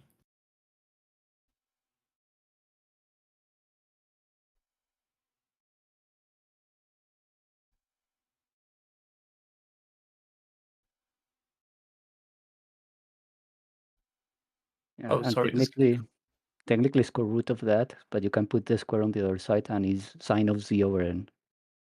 Yeah. I mean, if we show that the square of this guy goes to 0, then Yeah, of course yeah, these obviously. guys go to 0. So I guess Yes. yeah. Yeah, just to make the inequality. Yeah. So this guy's cosine and the other guy's sine, right? Yeah, and again, you're missing a z over n, but maybe someone else can put it. Doesn't matter. Oh yeah, over n. Where Over you n go. here. Oh yeah. Yeah, my bad. Okay, so from that we know that this guy is going to 0. Okay, maybe. So this guy is go to 0. This guy is bounded by some constant, let's say m1. Same thing for this guy. This guy is bounded by, well, I guess the obvious one is 1, and this guy go to 0. So that's all we need for the proof. So maybe from that we can prove we can write the explicit epsilon the epsilon argument more formally if you want.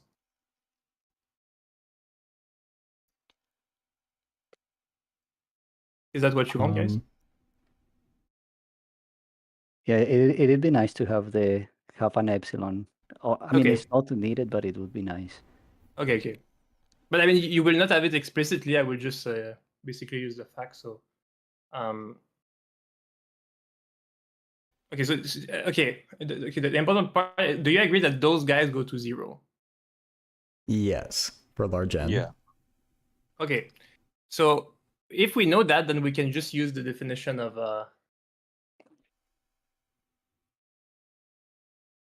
Well, actually, we don't even need to write the epsilon delta proof because we can just write.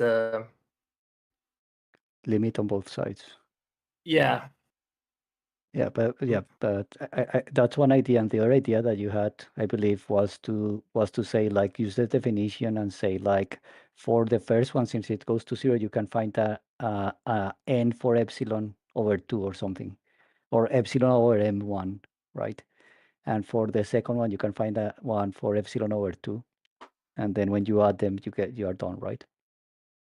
Yeah. Yeah, we could basically we could have used the definition of convergence for the two green box, and we could have chosen our n according to those.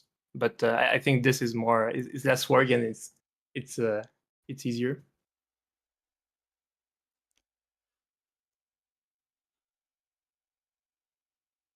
So okay, is this part okay now? Yeah, I understand up until this part. Are we gonna make some Alright. argument about how like sine, cos, and sinh are all uniformly convergent in Yeah, some way? No, Or- well, not really. Basically, what we're gonna yeah. use the fact. So basically, we have this inequality. So this guy is bounded by this guy, but the thing on the right does not depend on z, right?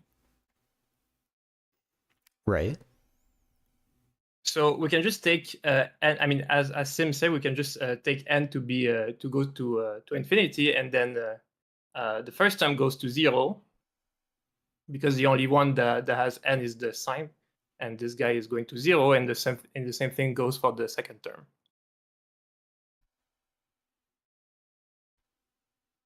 Because these are just real numbers now. Yeah. So we can kind of rely on that. Okay. Yeah. So I mean, okay. So the problem with the line we had previously is that we have those. Maybe I could choose the orange. Sorry if I'm putting a lot of color in the in this calendar. So the problem is that we had the orange before, right? And those were kind of annoying because they depend on n, right? Yeah. But we said it's not really an issue because the first one is a monotonic function, so we can just take n to be equal to 1, and we automatically get a bound. Right? Okay.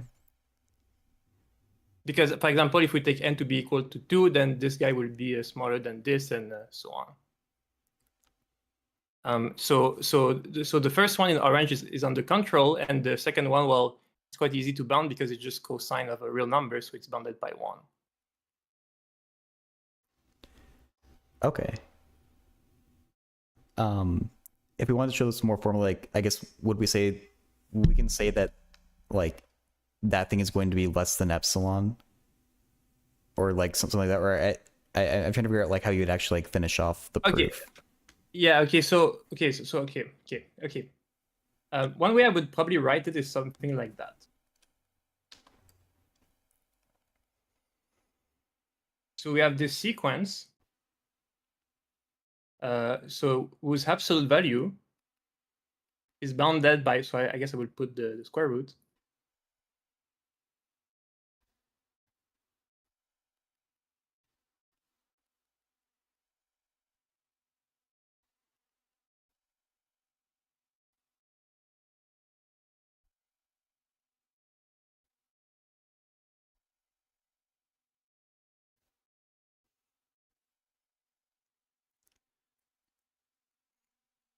Something like that. Okay.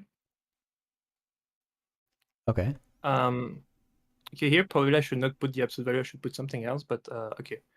And what I will, okay. Okay, there's something a bit annoying that I have to write. I have to write actually this guy. So this guy is, okay, maybe I can just write it.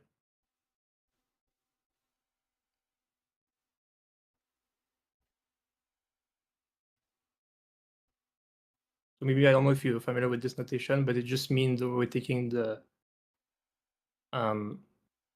maybe let's not call it Z, let's call it Maximum. maybe, yeah. So what's the name of a domain? Some kind of annulus, right? Yeah. But like alpha less than Z less than beta, Yeah. or mod Z. Yeah. I guess I will just write A for the annulus, okay? And maybe I Okay. could put a little alpha and beta. Oops.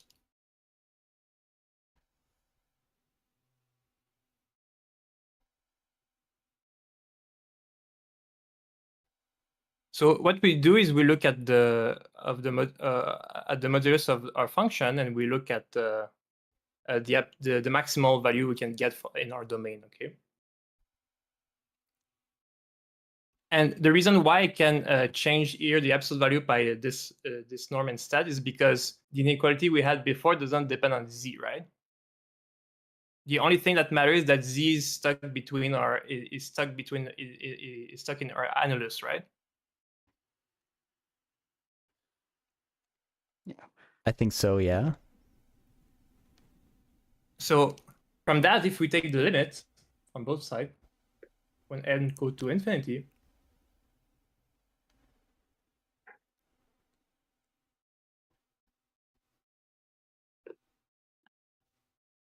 we get that this guy is bounded by the limit of our bound, which is sine square cosine square beta. Okay, maybe I will write this, and after maybe if you want a proof with epsilon, like if you want using the epsilon definition, I can also provide one.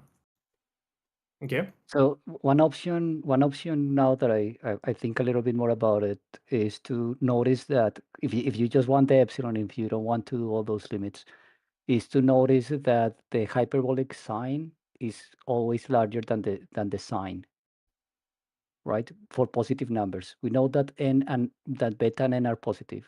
So since a hyperbolic sign is larger, you can bound all that thing by twice cos beta, or that constant times times only the hyperbolic sign, and then you can invert the function. Yeah. I mean, you can, okay. So this was maybe using the limit, but we can also using the epsilon definition. So maybe I can write it for you. I don't know if that's what you're saying. So let epsilon be greater or equal to 0.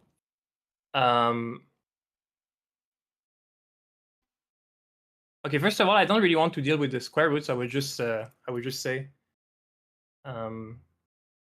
okay. Okay, well, I don't know if you agree with that, but I will just state it. Do you agree that it's enough to show that? Okay, maybe I will not say it like that.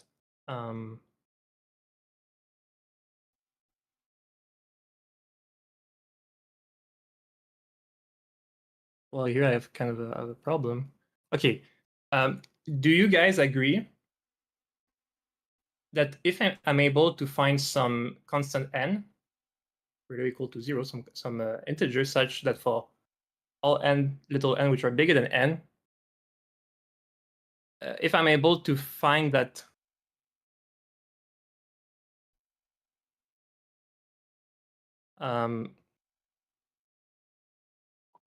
this guy is less than epsilon, then it's enough to show that. You can put epsilon squared, like, you know. Yeah, I like, guess. Yeah, I guess I could. you know, like, and then it's pretty obvious, right? Just use epsilon squared, and then Yeah, I guess I could. Yeah, I guess I could use that. yeah. But I maybe mean, maybe just for clarity, I will show that instead. Okay. yeah, like there with All it's the Z. same, right? Squaring both Yeah. sides, right? And Yeah, then yeah. and you get the same thing. So if we want to do that, so we can do. Oh, okay. Sorry if I'm a little bit stumpy.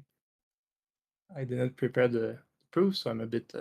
I'm amazed that you can do like all this so quickly. So Okay, so let's epsilon to be greater or equal to 0. Then we're gonna use the fact that. So okay, I will use the thing in the green part. So we know that sine square of beta over n goes to 0, right? So as sine square of beta n goes to 0, right? right. We know by definition there must exist. Okay, maybe we can call it n0. Some positive constant, such that for basically I will just spell out the definition of what it means for this for this sequence to go to 0.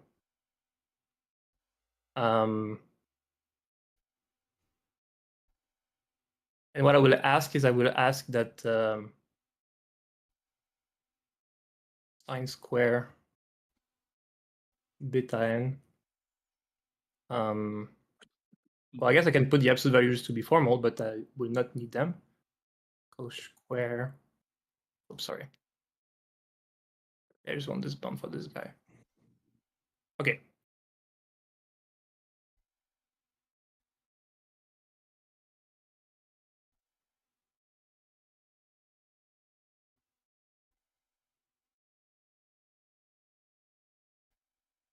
I think that's. Yeah, here's just beta. Okay. Do you agree with that? We're finding the n naught such that this thing is true, or like we're just like we know that we can find a bound like this is what you're saying. Yeah. Because we know that this sequence goes to 0 because we know we know that sine of 0 is 0, and we know that sine is continuous. So if we have a sequence that go to 0, then when we're applying the sine function, then the sequence also has to go to 0. So this guy we know it goes to 0, right? Okay, yeah, and then you're choosing that epsilon that's going to be convenient for the next step. Yeah. So here I just say, well, basically, yeah. And here you see that the epsilon I chose is kind of a very specific one. Is because in our inequality we have the cosine square, which appear, right? Yeah. That's why I divide by these guys to take care of this one. Okay. Actually, thinking about it, is that okay? Yeah, it's okay. It's okay. I mean, again, you need probably the epsilon square, but that's not the problem. Yeah. I mean, I will formally show that. I will formally show that the sine square of sine of the n of absolute value square is less than epsilon. That's the thing I will show. Okay. Otherwise, I will agree with you. I can put the epsilon square, but I don't know. Maybe we could write something like that, but yeah. Okay, but I will do the same thing for the other term. So what's the other term we know that goes to 0 is the sine hyperbolic, right? Right. So I will say something like that. So sine hyperbolic square of beta n goes to 0, right? So I can do exactly the same argument, and just I don't want to write the same exact thing. We can just take n0 to be exactly the same rank, right? And you'll do with epsilon over 2 instead this time. Exactly. You know the trick.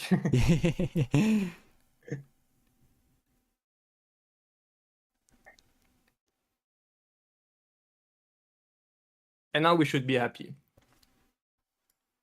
So maybe I will just Okay. call maybe I will just give a name to our bound. So I'll put a little star above. Okay.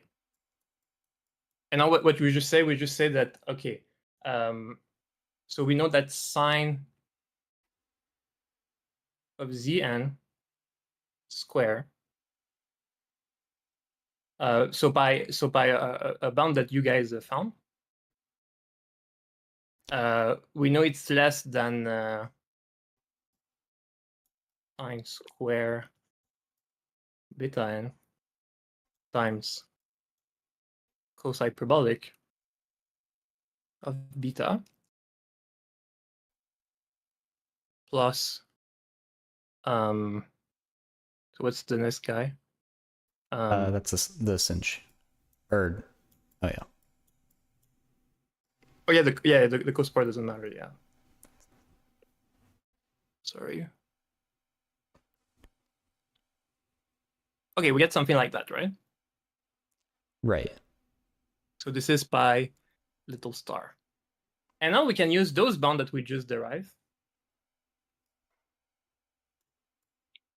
to control the well, okay, there I put an absolute value, but it's really redundant because we're squaring the sine and we're squaring the sine hyperbolic, so obviously those guys will be positive, so I will just remove them. Mm-hmm. And now we're happy because double star bounds the first term and the triple star bound the second one, so at the end we get Epsilon. yeah. I mean, I can maybe write everything. But I think you guys see the picture now.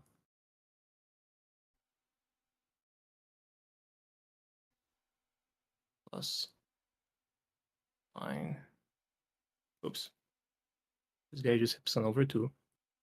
But obviously those guys cancel, so we left, as you said, with epsilon. And that will be that will conclude the proof. Nice. Wow. Yeah, I think for the explicit bound, again, using that the hyperbolic sign is always larger than the sign. You could also get the bound, and then you could get an explicit epsilon, but I'm not sure if that's something that worth pursuing. Anyways, that also works. Yeah, I mean, just for showing uniform convergence, usually you can have like pretty bad bounds and still, I mean, we don't need to be a very, we don't need the optimal bound. We just need some kind of loose bound that give us that our expression is bound by epsilon at the end of the day. But yeah, I could imagine you can probably find a better bound than the thing we did there. I didn't realize how much we bit off with this question.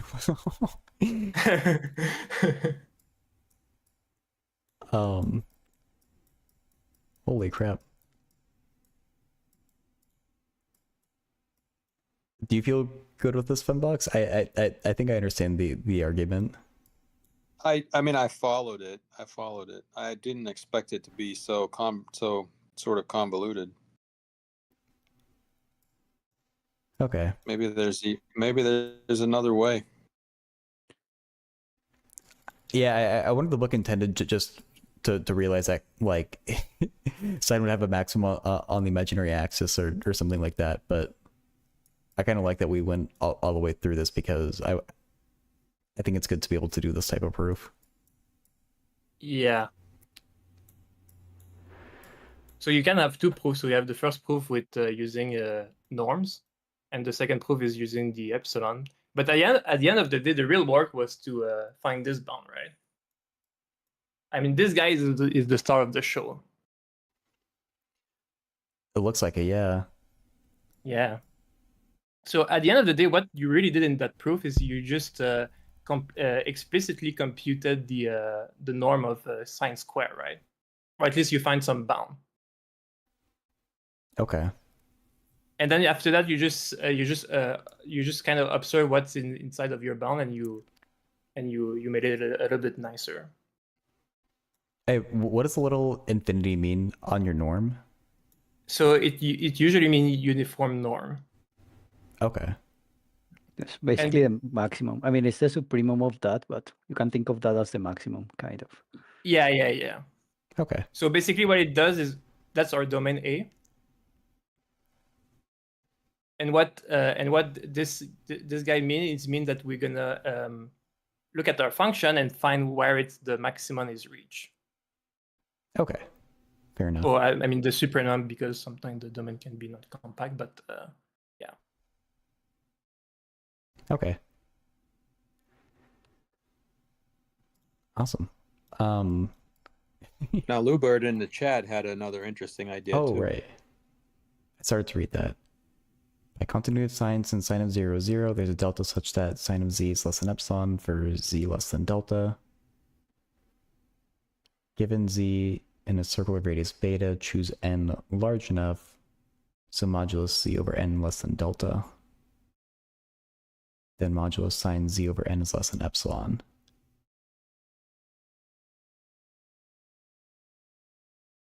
N large enough.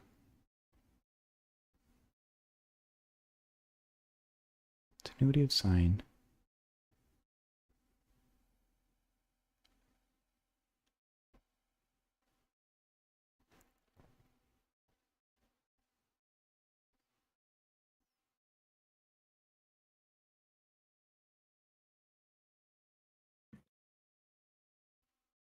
So whose proof are you looking? It's I a can copy post in the paste it again Twitch chat. in the Twitch chat. Yeah. Is that Lubert? Yeah, from Lubert. Yeah. Yeah. Hey, let's Lucas. see.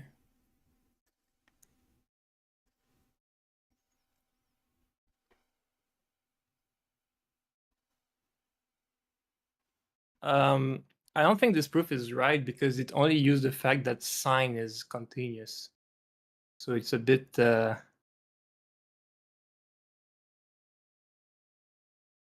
like it looks like this argument could work for any function that which is continuous, and its value at 0 is 0. So I'm not too convinced about it.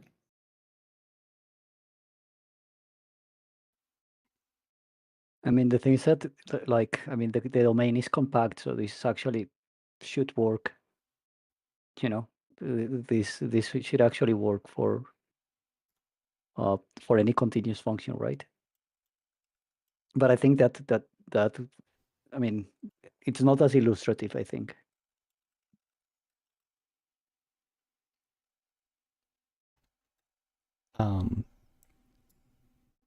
And Lucas, the answer to your question is that that's just kind of how we define the epsilon delta limit. We only care about the distance from the thing that we're looking at in the limit. So absolute value is basically distance.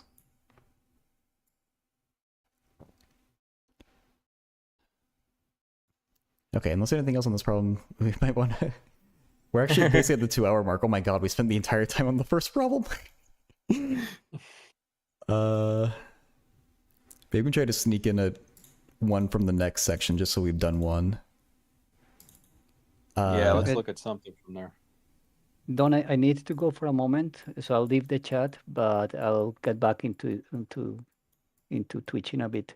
Thank you again for having me. I'm sorry I derailed you for a long time, but oh no, we were off the rails well before that. I really appreciate it. Thank you.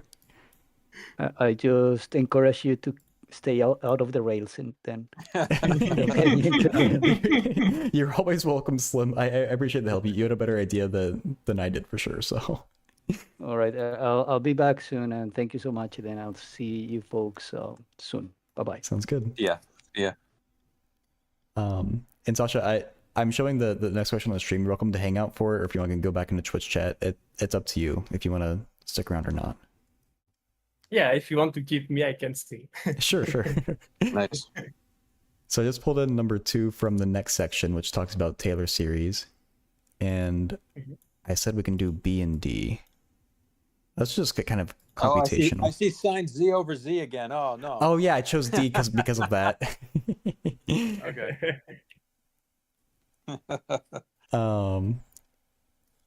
Okay, I was thinking about these a little bit last night. For B, I think we want to think about 1 over 1 minus z. I think this one will be a bit more straightforward. Because I can say that z over 1 plus z squared is like z over 1 minus iz squared.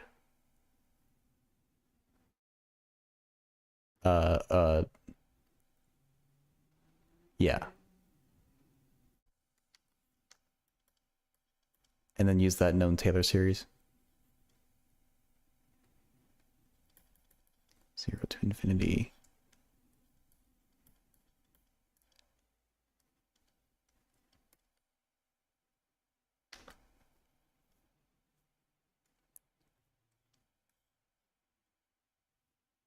Couldn't you just leave it as z squared to the j?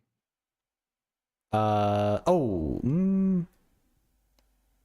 think the I needs to be squared to fix the sign in that piece.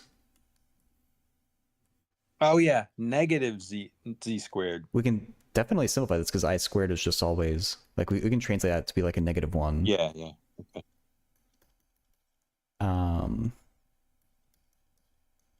-1 to the j, z to the 2j plus 1. That's a nicer form. I like that. Okay. Well, that's it, isn't it? I mean, I think that's it. Yeah. I think D is going to be the dicier one. Fine.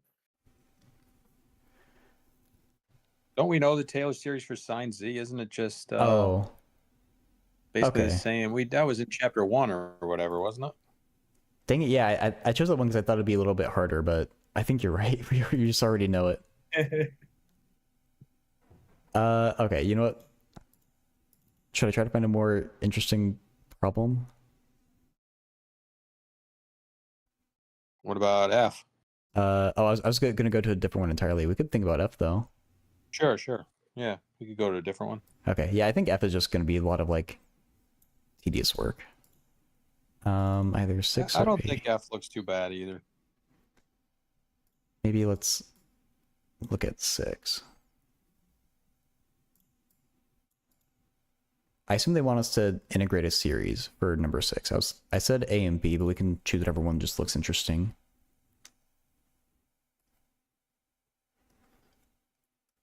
I guess we can just choose A. And we'll have to find the Taylor series for sine of z over c anyway, then. Okay. I mean, we could probably do this with Cauchy integral formula too, couldn't we?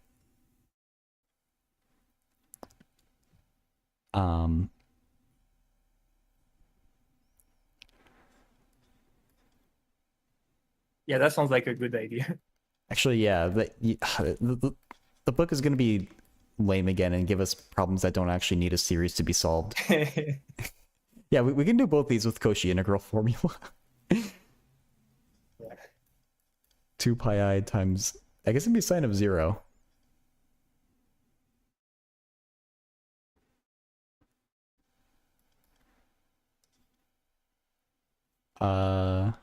Okay, I hope getting zeros is what we're supposed to get there. Dang it. Ugh. Okay, what about the other one I pulled? Because that one's also too simple. I just want to get like a real problem in here of some kind. Is this going to be 0? Are you sure about this? I mean, that's just Cauchy's integral formula. Like, it's like basically z minus 0. It does have a pull at, like, I feel a little bit weird about getting 0, but the next one should be different. Yeah, B is not 0. Because we need to take a derivative. Yeah. 2 pi I. Then it'd be like, I guess, sine of z prime evaluated at z equals 0. Maybe the prime goes on the outside. So that'll just be 2 pi I. But I think the first one we just get 0, and I don't quite understand why, because they're... Maybe because sine of z is approximately Yeah. z. How could that be 0?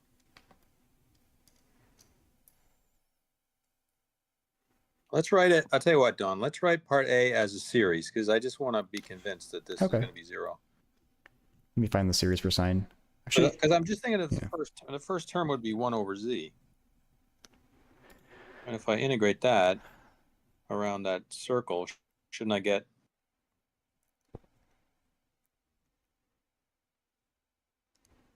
Can I get 2 pi I? So sine z would be what? 1 minus Yeah, it's all the odd z numbers. squared over 2 factorial plus z to the 4th over 4 No, it's the odd numbers. cubed and 5th. Yeah, sorry. So it's 1 over z. Just to get big again. Minus z cubed over... Is this right? Nope. Z to the 2j. Oh, yeah, the series that I'm trying to write is going to be a little bit messed up, right? Because the first... I need to get a 1 over z in there for the first term.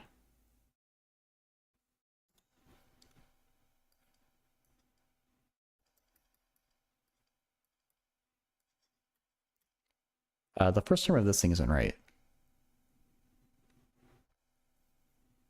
Should we just remove the first term?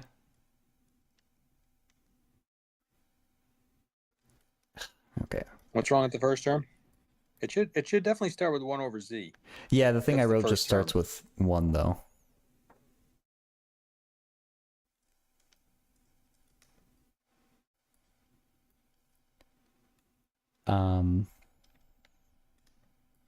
And so all I did was chop off the -1 that's up there, but that doesn't give us the right answer for the first term.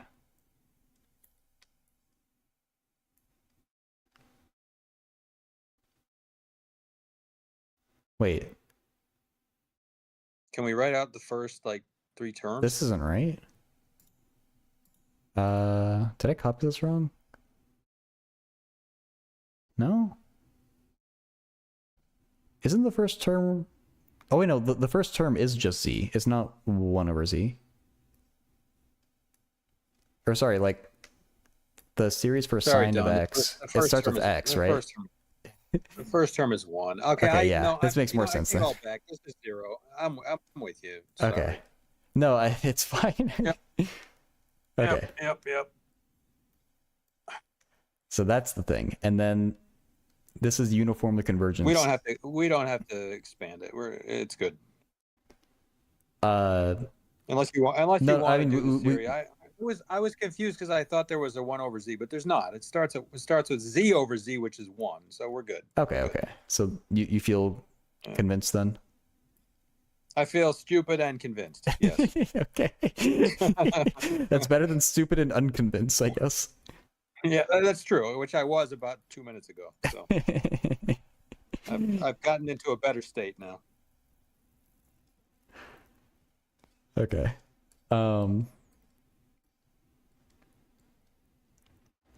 Oh, and Lucas, sorry that I'm late to replying, but the answer to that is yes. Freak out. Thank you for the kind words. And Archie, sorry, we've been distracting collar cone Sasha.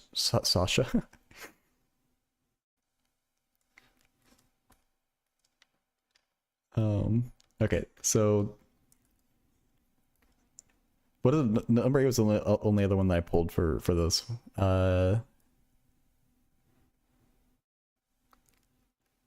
Taylor series. I don't think this one was going to be that bad either. There were some more mean looking ones, but this one didn't seem... It looked like not trivial, but not too hard. So Taylor series representation. So yeah, it's like finding the other side of the series. Yeah, this feels like that analytic continuation they were talking about.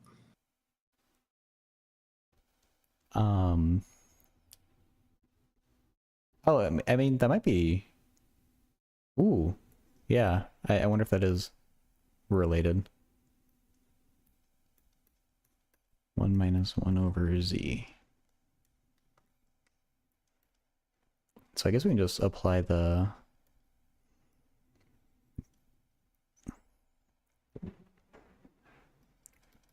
thing to that. J equals 0 to infinity. 1 over z to the j.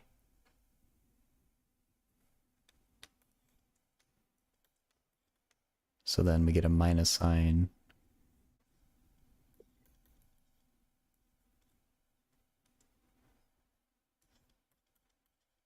Over z to the j plus 1. Okay, well, this is also a little bit too easy. You guys are just too good. Just not a uniform convergence. Okay, I don't know. I guess those are all the problems that I had chosen for the next section. Maybe we can just call the reading group there for the day, unless someone wants to, like, bring up a problem, I guess. There's No, that definitely was a lot cool. more. Okay. Did you look at any more of the those other ones I posted? No, I might Because there was do that after there was this. one more that I had a different answer to the one in the back, and I want to see if anybody agrees with my answer. Oh, which one? I can do it. Oh, I don't remember. Oh. Okay, let me check it. I'll tell you which one it was. Okay. It was the other one I put a question mark next to. It was other one. 37. Oh, okay, I see it. I can give it a shot. Yeah, if you want to.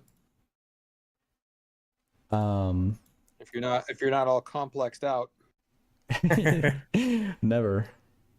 Oh, I guess we should decide what we're gonna do next. Okay. We could probably finish off the unstarted chapter 3, so we can talk about Laurent series 3.3, and then singularities 3.5. Doesn't look it's too Okay. long. No. Okay. If you guys want an informative problem, I can give you one. If you guys are interested. What problem? You can give us what? A formative problem, like one that you will learn a bit. Yeah. But I don't know if you ever did, because it's kind of a very classical result, so maybe you have already seen it. And if you've seen that, it's kind of, oh, I guess you know the answer, but I'd be curious to see if I have seen it before. so let's assume F is, so you say analytic or holomorphic? Analytic, but either works. Okay, let's say F is analytic on some balls of radius R.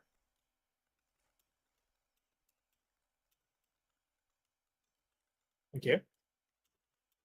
So, I mean, as you've seen with Cauchy integral formula, I will assume it's centered at 0.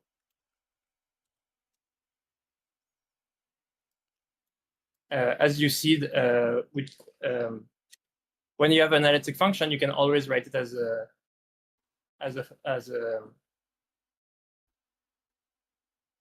Taylor series. As a Taylor series. Yeah. So something like that, right?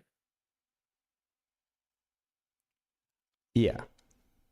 And the thing I want you to show is that show that, well, okay, okay.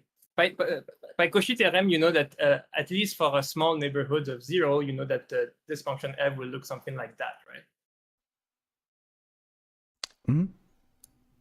And what I want you to show is show that this series converge for all R0, which are less than our radius, and for all Z, which are, you can ask something like that. Now, when you say a ball of radius R, you mean a It's two-dimensional, right? It's not this. It's not solid. It's just a. Oh yeah, yeah, circle. yeah. I should say a disk. Yeah. Yeah. Sorry, that's some bad habit from topology. Well, Where an interval would be. I don't know any topology. That's why I asked you. That's why I asked. Yeah. What is the little zero as well? I just mean it's center at 0. Oh, okay. I see. Oh, so you're saying if it converges on that? So if the function is defined on some big disk R, Yeah. then is a Taylor series expansion has to converge on every disk inside of that.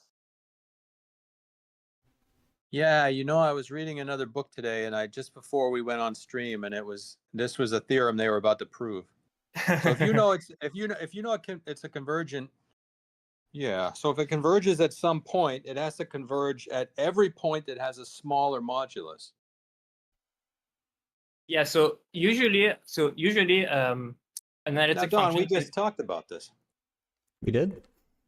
Didn't we just talk about this at the start of stream where it was Oh, the like D the prime? R1 was less than the R? I feel like this R0 is this R that was in that theorem.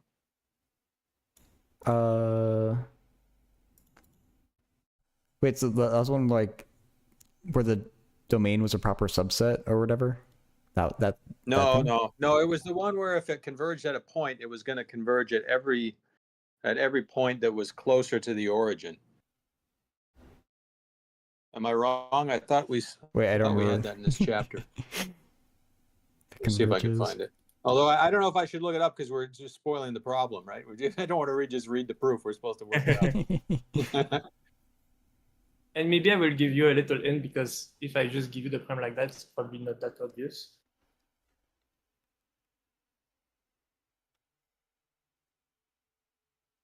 Okay, here I have to remember.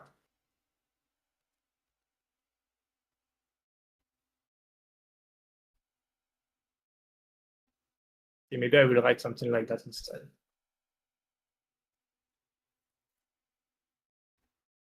Well, I guess I can just get rid of it. I think it's page 115, theorem 321. I think.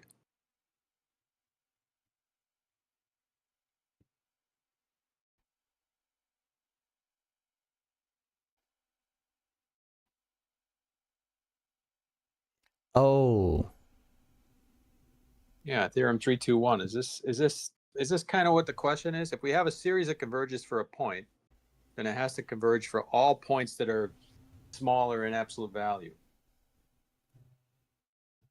Let me have a look. So if it converges I'm on showing the it on the disk, stream, it yeah. converges on the interior Where of is the my disk. yeah, okay. Theorem. Is a series converge for some Yeah. Yeah, I guess this thing do. Oh, it turned out to be this is the same idea. Okay, So what's the hint you give us? my mind was going towards the Cauchy integral formula. Yeah, exactly. So you have Cauchy integral formula, but then you can derive it and it give you a new formula where the exponent and denominator is a bit it's higher degree. I mean, you use it in the last exercise for computing the integral.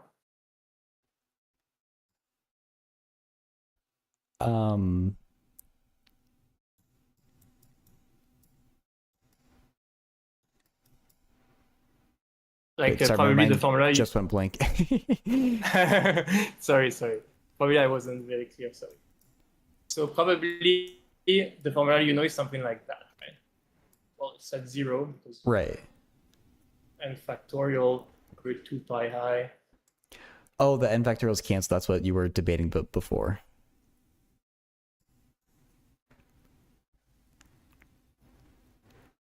Yeah. Oh, sorry. This is supposed to be a tau. I'm sorry. There you go. It's fine. Yeah. Yeah. Okay.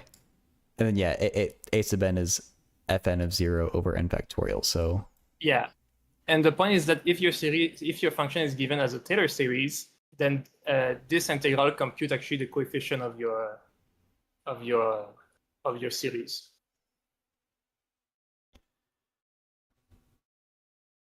And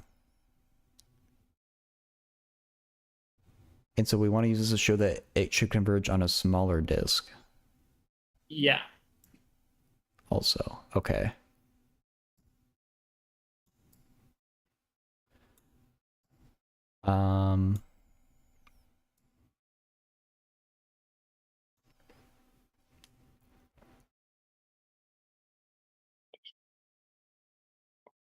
Just thinking about it.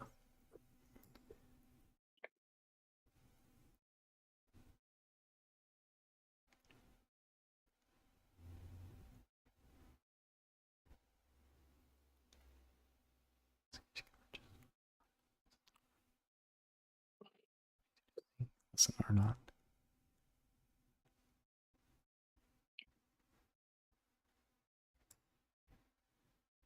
Is it going to be one of those things where we are going to bound this integral by like the length of the contour Yeah. in the maximum value of the function? Okay. Show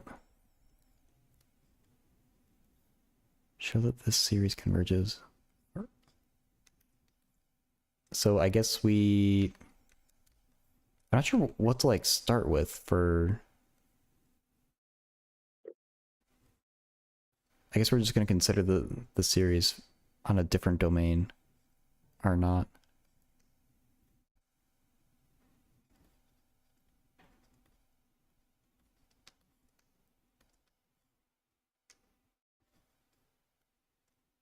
N equals 0 to infinity. It starts off looking the same.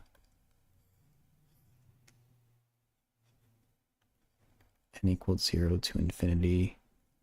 1 over 2 pi I integral.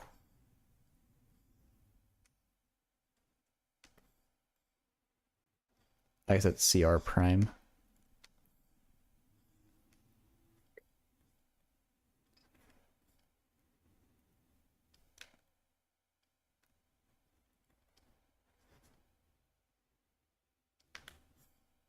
D zeta times z to the n.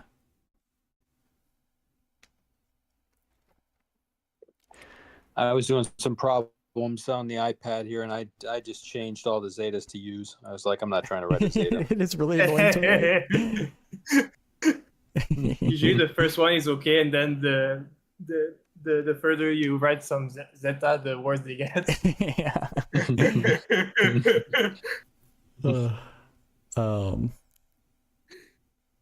So I guess since f is analytic,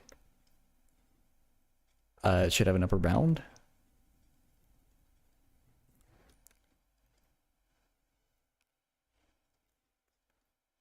Let f be less than m.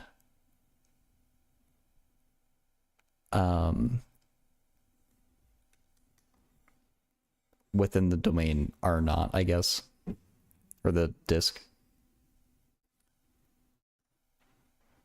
Then we can bound the integral by the. Oh wait, are we? Actually, if we're doing the bounding of the integral thing, we need to bound the entire thing inside the integral, don't we? Yeah. Not just f. Hey, Doomwood.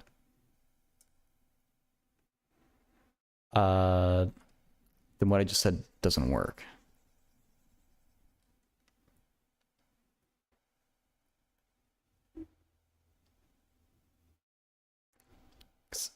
We're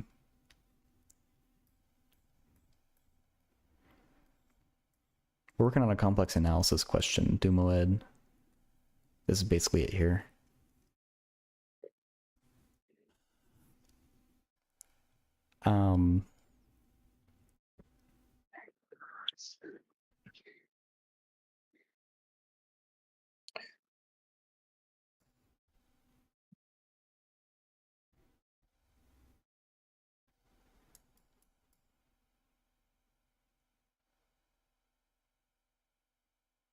So it means if we got like a circle, radius r, so we know it's converging on the boundary. So if it converges here, let's say, We got the power series representation for this point. We want to show that it has to converge for a point in here, right? Do I understand it right? That's what we're trying to show. Okay, maybe I Or was any point in. Yeah. Maybe I was a little bit informal. So what I wanted to say is that so we have a function.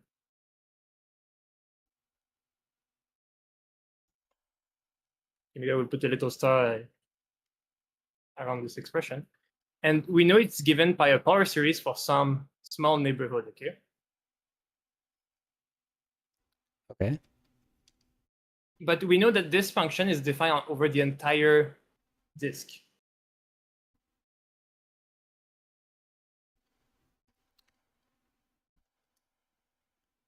Yeah, I was gonna say like this is R here. Yeah. But we just, what I want to say is that we just assume that we know that f of s, f is given as a, maybe I wasn't very clear, I'm sorry guys. I just want to say that f is given by a Taylor series only on this small red balls, okay? Okay. Oh, but we know it's analytic on the entire one. I was Yeah. trying to make my circle was supposed to be that little small ball. Yeah, so as Dan said, we know it's analytic on the entire sorry, on the black disk, sorry. But we know on the even smaller balls disk, we know it's given by this expression. Okay. On BR0. And the goal is to show that actually if our function is defined on the bigger disk, then if we look at bigger ball, then this series will still converge. Yeah. Okay. So in a way, it's converged on a small neighborhood, plus the fact that the function is analytic on a bigger domain allows us to obtain that this series must converge to a bigger domain. Okay. Sorry if I That was makes not sense. very clear.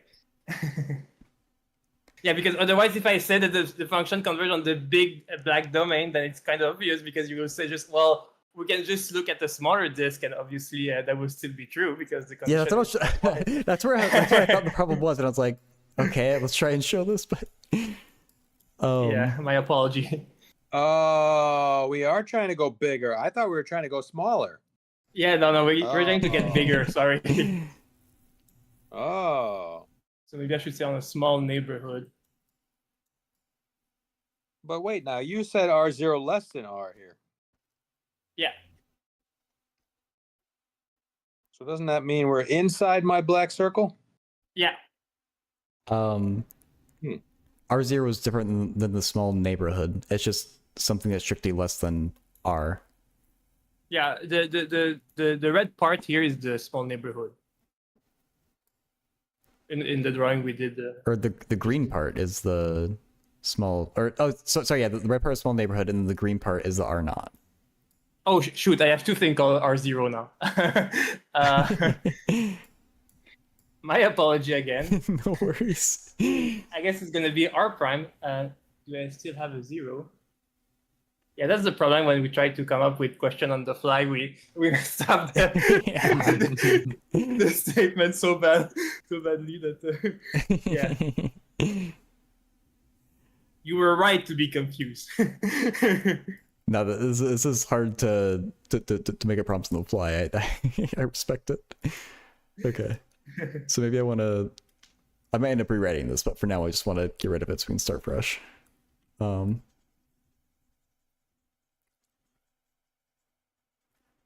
Okay, so we know convergence in the small part. We want to show a convergence in the bigger part. Yeah. Okay. I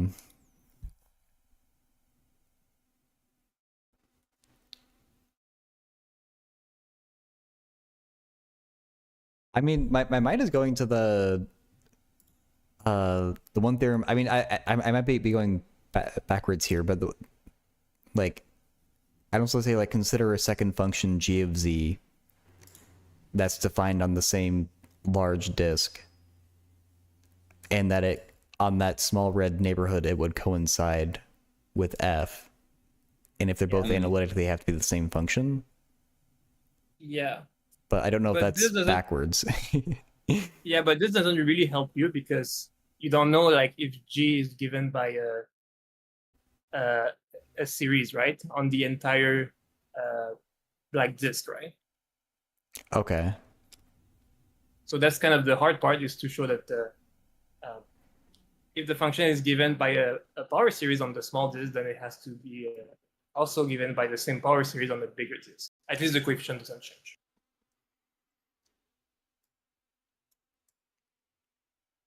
So maybe I can give you a little hint. Basically, what you want to do is to compute the radius of convergence. Okay. Yeah. Okay. If we really want to do it by the book, we should use the root test. But I think it's a bit annoying. I don't know if you prefer using the root test or the ratio test. Oh, usually the ratio test, I like that more. Okay. Well, Yeah, I like technically, the ratio. technically the ratio test is not quite right because you kind of have to take care of when the coefficient, if an goes to 0. But let's assume they are not all 0 because. Oh, okay. But it's fine. You will get the idea, and I think that's the important part. Okay. So limit as n goes to, oh my gosh, Excalibur.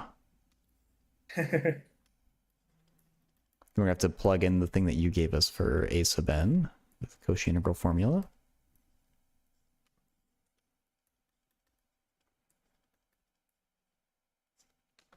So for a sub n plus 1 over 2 pi I integral c r prime is still right, yeah.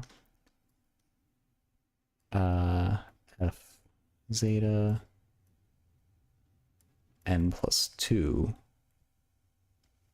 d zeta. Oop, I forgot my z. I think it's zeta plus 1.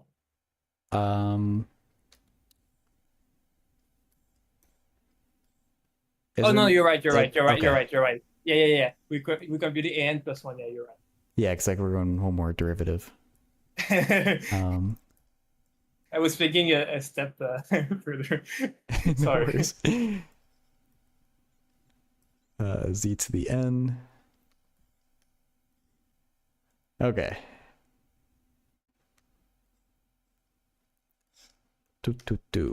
What? How does this thing clean up? Oh, Oh, I'm yeah? just helping here. There you go. I helped. I didn't see what you did. Oh, okay. There you go. That's helping. Teamwork. Oh man. Okay. That ratio of integrals feels like it should be something that we can simplify. What's the idea? Maybe the ratio test was not the way to go. Oh really? after all. Okay. Or maybe. I mean, okay, what I expect you is to find a bound on AN first. But I think the ratio is making things a little bit more complicated. Okay. when I think about it. Find a bound for an first. Yeah.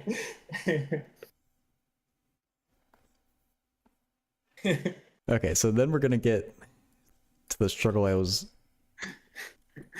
Maybe I induced you in the wrong idea by saying, "Oh yeah, don't worry, you can do it with the ratio test." No worries. No, I'm thinking of it. I think it's maybe more messy than using this curve. So I have a hard time bounding this integral because I don't think that the thing inside the integral doesn't seem to have an upper bound, right? Like, You know what this is reminding me of is Fourier series, where you define the coefficients in terms of integrals, and then you define the integrals in terms of the coefficients, and it always feels like circular logic to me.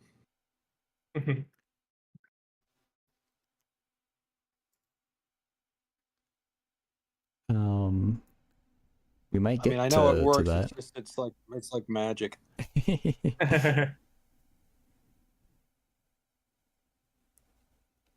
Because we don't have the inequality that like the integral is bounded above by the maximum value of the function times the length of the contour. But I don't know what the maximum value, or I don't know that we can say that thing is a maximum value. So I don't know how to bound this.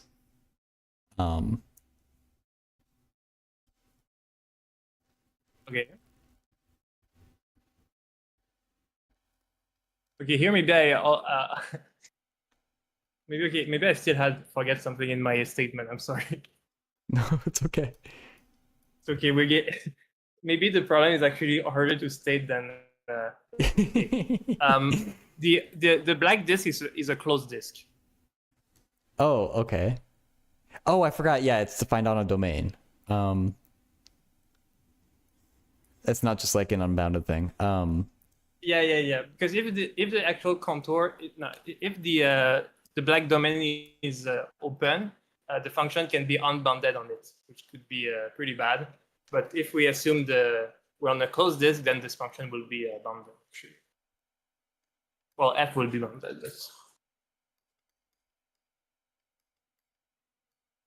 So we can say we just called whatever that maximum bound is m, I guess. Yeah, but you don't want to bound the denominator. You just want to bound on the numerator.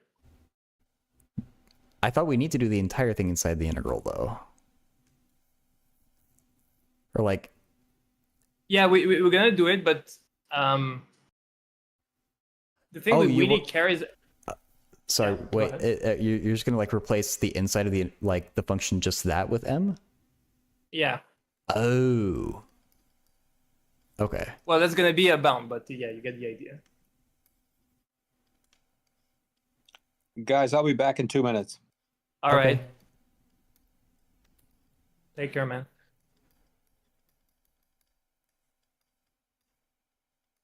And if we want to be politically correct, I guess we should put the absolute... Oh. Yeah. Like, that's the value of f there? Oh, shoot. Well, okay, we need to take a those bunch more values, absolute values if we're going to do that. I'm going to help you there. Thank you. And then I guess we need to have a sub-step with bringing the absolute value inside the integral. Yeah, triangle inequality. I'm going to help you with the thing, yeah.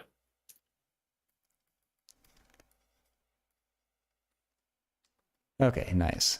And then we can... should I just be 1/2 pi for that? After we take... Oh yeah, sorry. Okay. I shouldn't have put the I. No worries. And then we're going to say m on the numerator. I hope.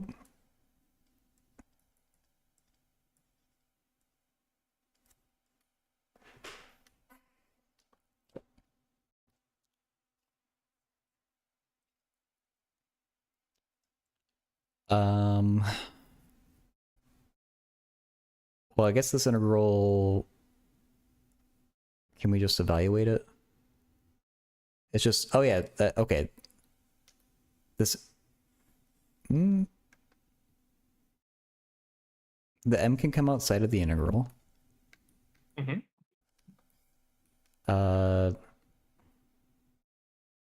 And presumably we can actually evaluate this. I'm not, oops, why did that get undone?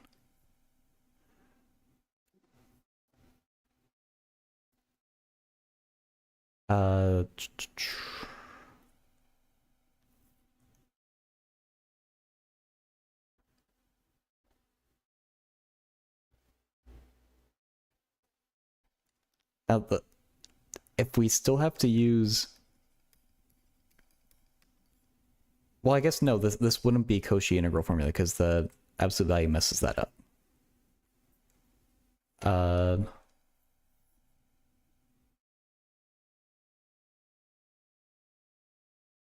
I guess we could treat it... I'm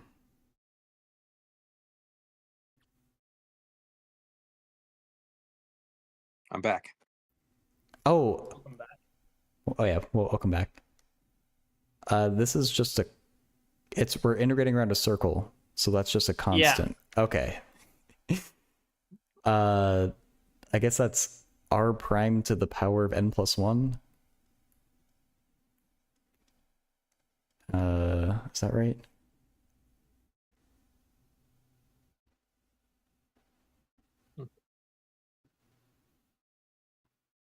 Yeah, okay, I think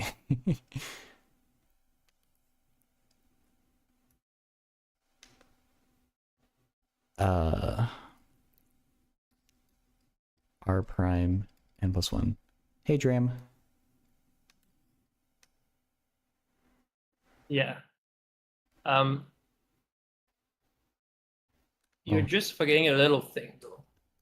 Oh no, Okay. never mind. Never mind. I didn't say the whole thing. Sorry. Oh, okay, yeah. We still have that integral just d zeta. Yeah. Is that going to be? I guess the circumference of the circle 2 pi I or 2 pi I r prime. 2 pi r prime. 2 pi r prime. Okay.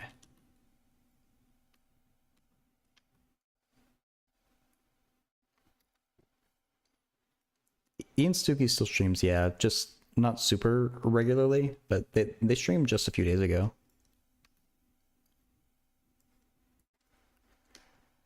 Accounting. Yeah, that's right.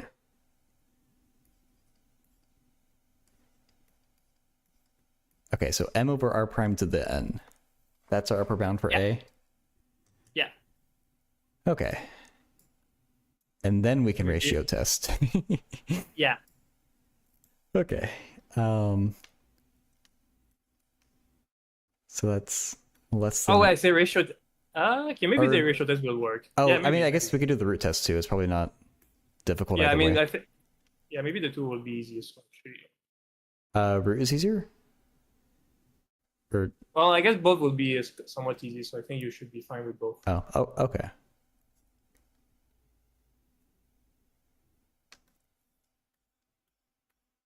What did I say? M over r prime to the n. Okay.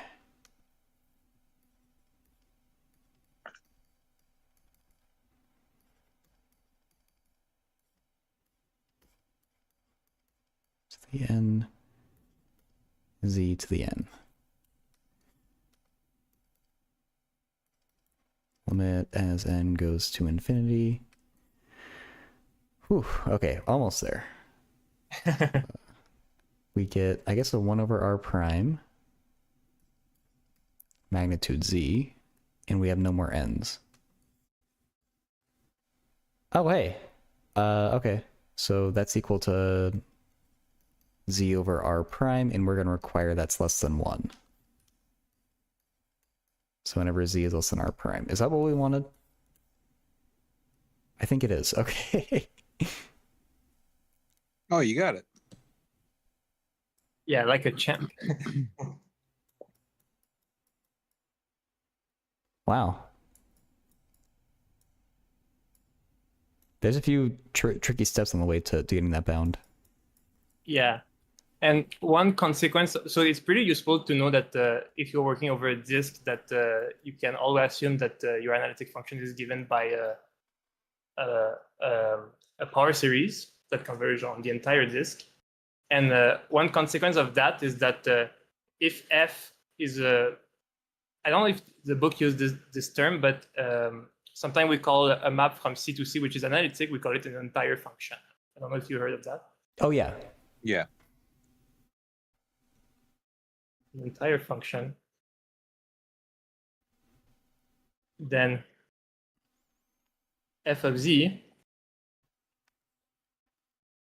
So we know just by Cauchy that any analytic function must be at least given on a small neighborhood as a analytic series, as a power series. But the thing we just showed that this series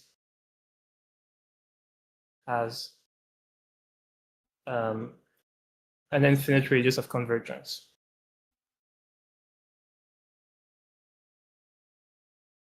Oh, okay.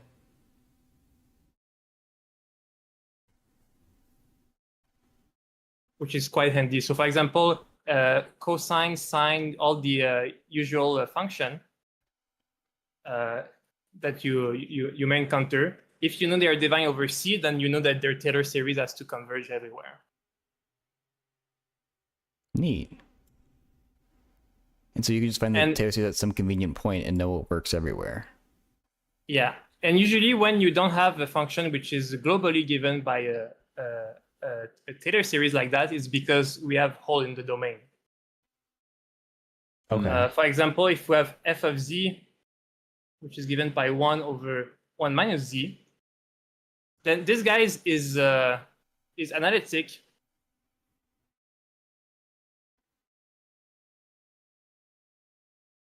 outside of z is equal to 1, right?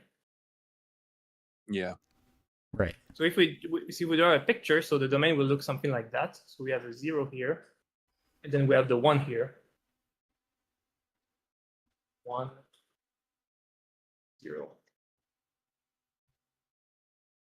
And I mean, you probably did that like 1,000 times in calculus, but you know that this, if you write the power series for this guy, it's going to be the geometric series, and the radius of convergence will be 1, right? Yeah. So it will be something given. Well, I guess I should have put. Yeah.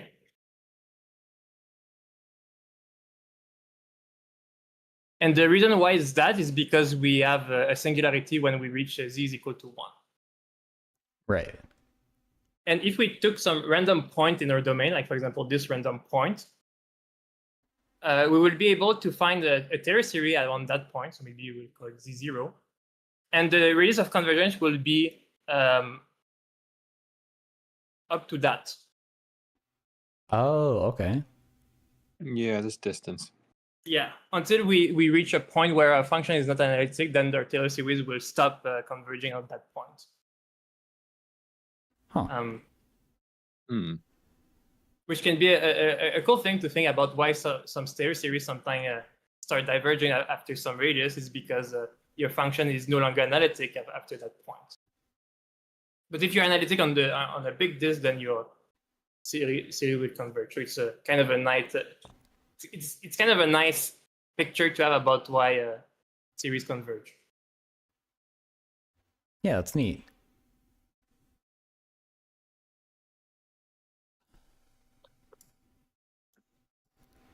Okay. Unless there's anything else to say for the order, we should probably wrap up the group here for the day.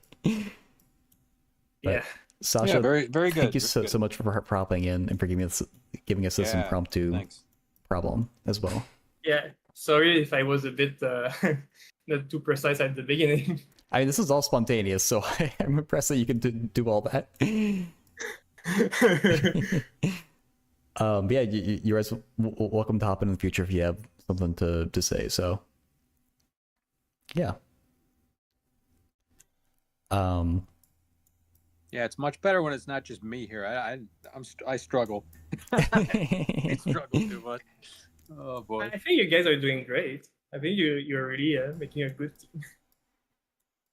Yeah, we're getting through it kind of quickly, but I think we're getting the important parts at least. Yeah. I guess the next big thing you're gonna learn is about the meromorphic function. Did you say meromorphic? Yeah. Or have you already I've covered that? forgotten what that means. I don't think I've heard the term.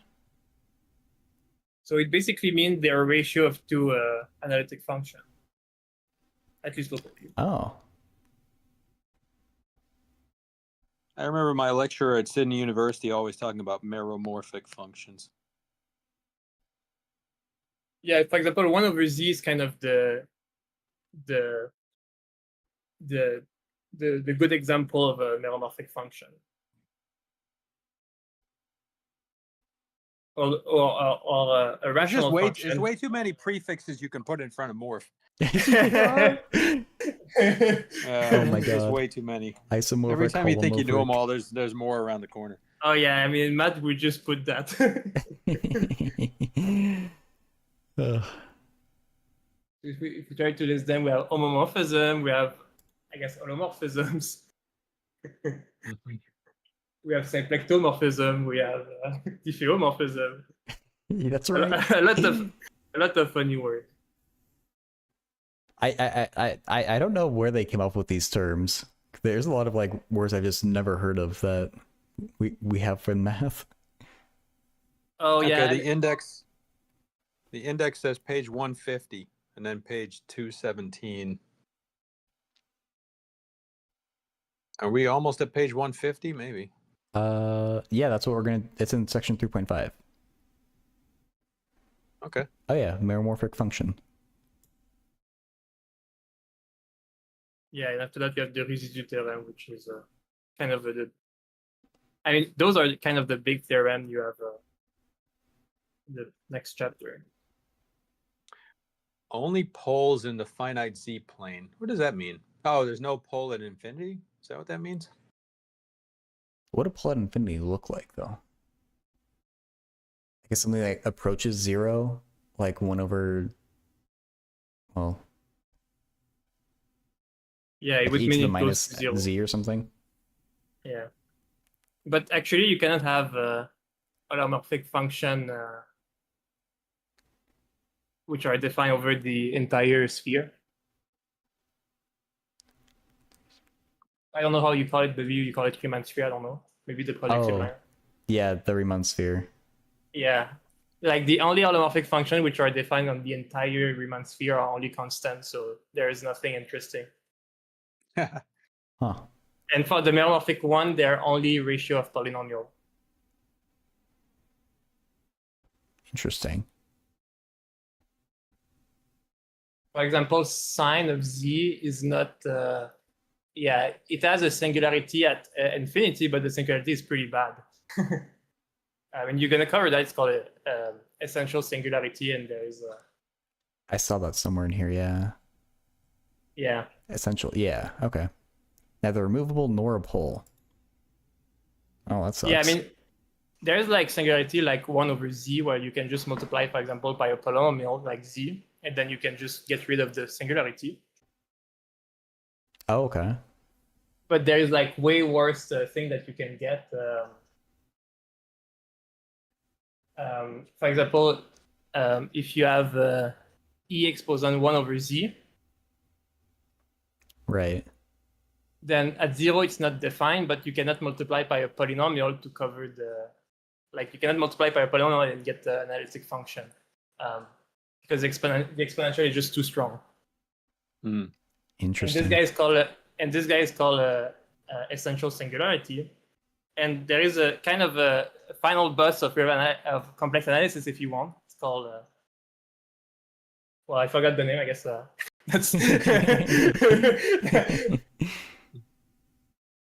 well, basically it said that around essential singularity you can meet every complex number except, was it 2? 1? No, I think it's up to 2 missing a complex number. Like if you look at some radius near essential singularity, the function will take every possible complex value except maybe 2. Really? Yeah. If it does not do that, then the function is constant. Oh. All right. This is cool. It looks like we're about to get up to some really cool stuff now. Yeah. I'm excited to get to the residue stuff in the next chapter as well. Yeah, I used to really like the residue stuff. Yeah. Yeah, you can compute like a lot of integral with the residue stuff. Awesome. All right. All Well, right. nice hanging out with you guys. Good discussion. Have a nice one. You too. Yep, you too. All right. Bye, guys. Bye. See ya. All right. That went way over time, but that was a really good discussion, so I didn't want to like cut it off.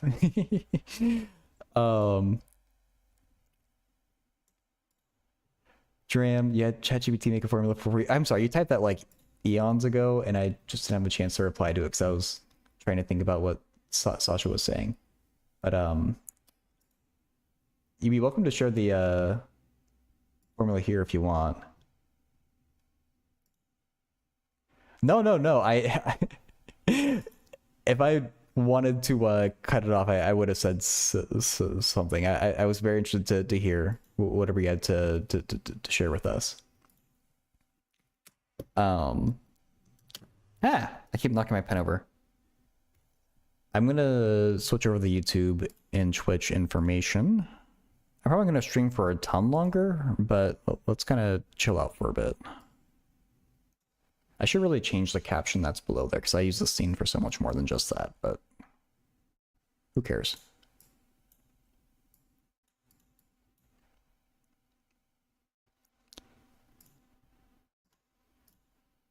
For sure, yeah. Ooh, I need to write down Socknow's question about books on learning proofs.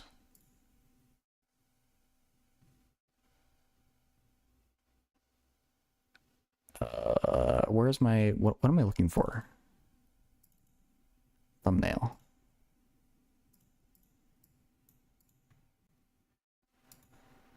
Okay, YouTube's updated. Let me update Twitch. Answering math questions from chat and studying.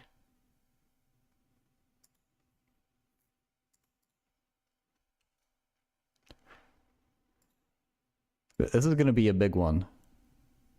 This Excalibur.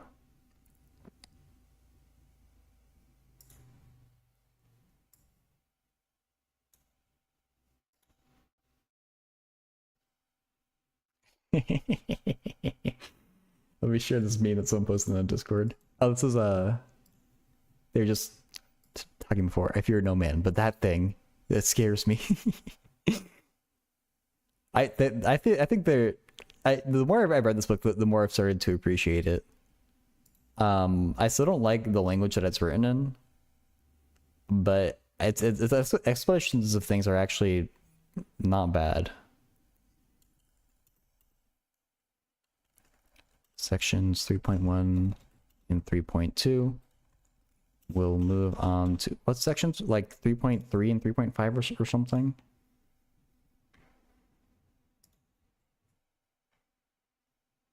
Three 3.5.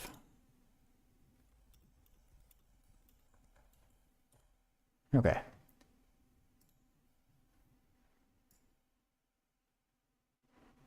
Oh, I need to add the group.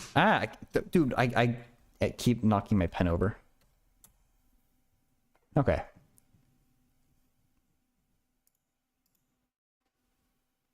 Pretty negative overall opinion. It's not that bad. Yeah. Because, like, to be honest, I tried to read a bit of visual complex analysis on how they explain branch points, and I was even more confused by their explanation than this book. So that kind of made me appreciate this book a bit more. I still don't feel like I have a very good grasp of branch points and branch cuts.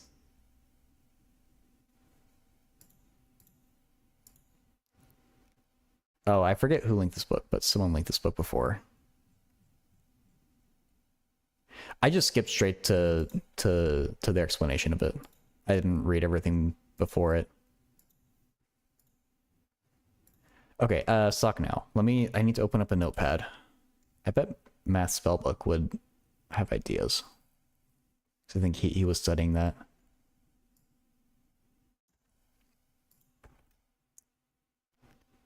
Which book do I recommend for proofs? He's going to need it going into calculus. If it's his first time, it's got to be something kind of gentle. But I'll do some Googling off stream probably. Okay. Let's look at Fenvox's integral.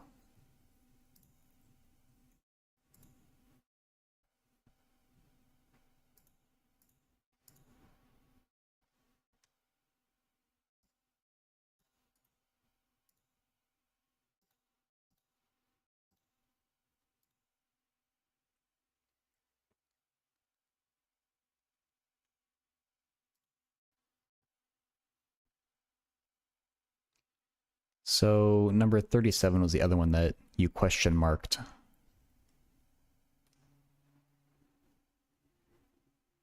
Counterclockwise around z equals 2.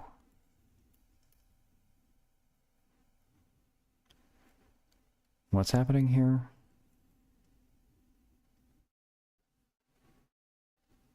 Okay, clockwise. That way is clockwise.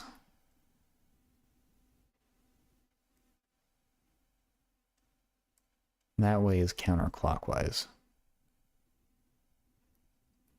C1, C2.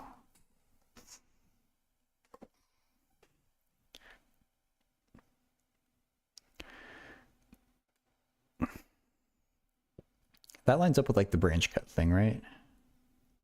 Yeah. Hey, KG2.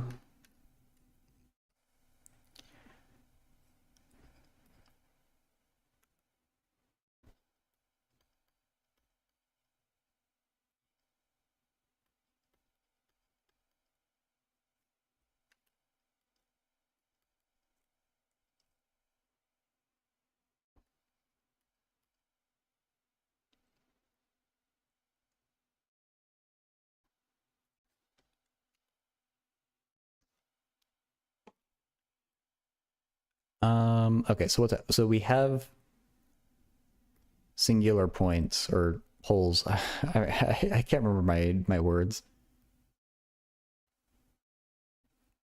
At 0 and 1 plus I.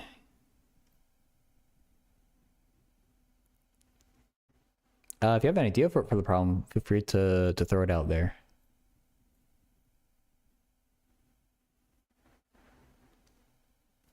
Now, hey Skirtle.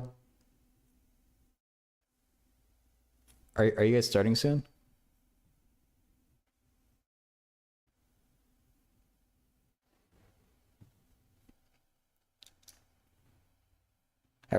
I'm probably gonna go for like 20 or 30 minutes and then wrap this up. Do you want to partial fractions this? That kind of sounds like a pain.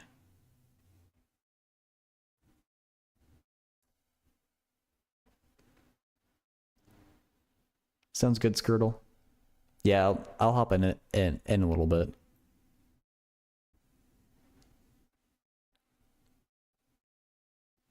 Have fun.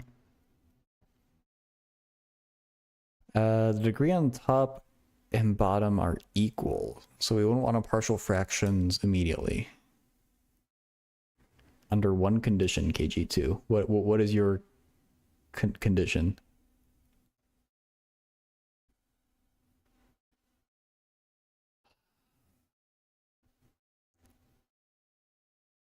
Okay, I don't want to do division. I can make Wolfram Alpha do the division. But is there a way that I can avoid it entirely?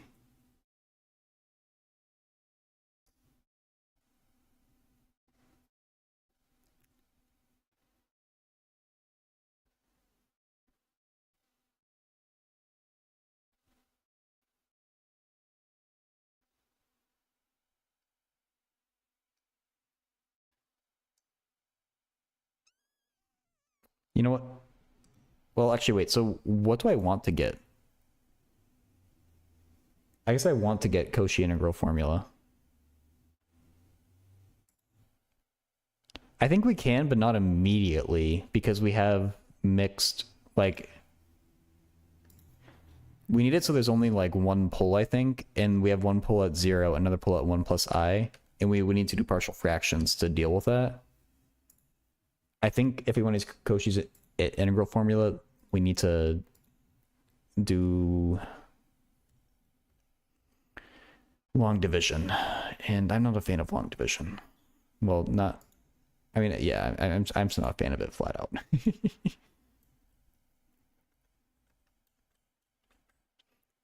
That's no, Wolfram. That's not what I told you.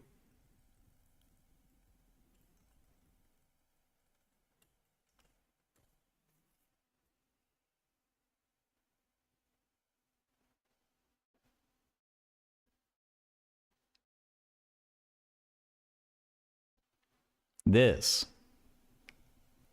is Cauchy's integral theorem, a bull.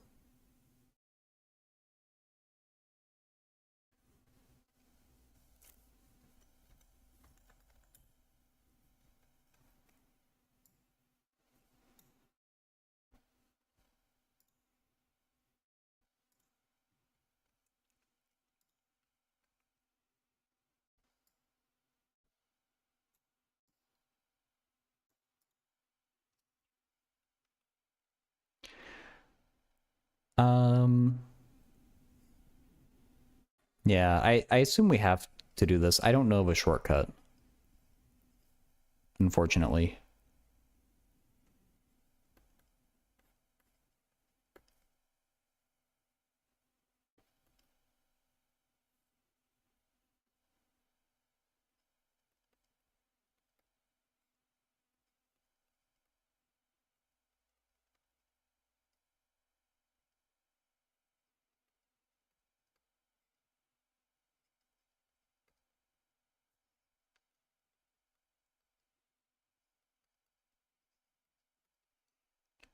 Okay.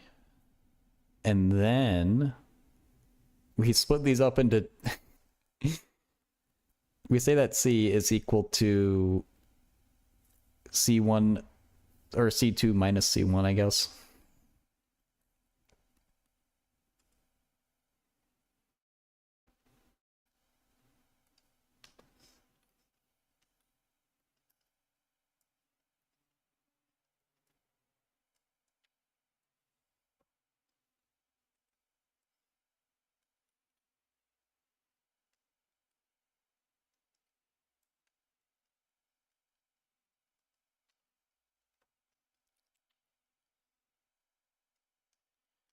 Okay.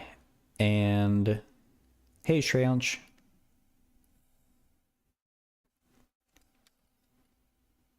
Okay, so C2 is the problem child. That includes every single singular point.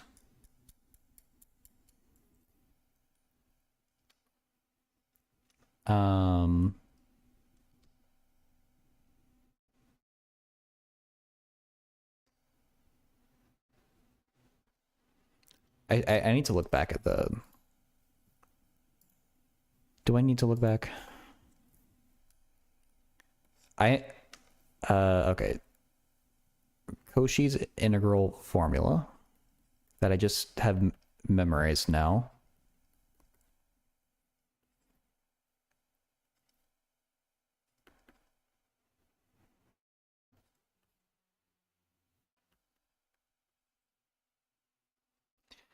Okay.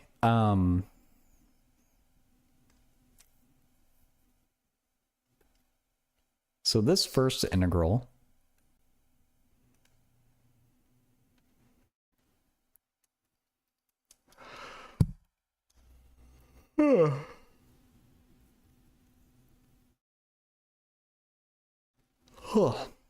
is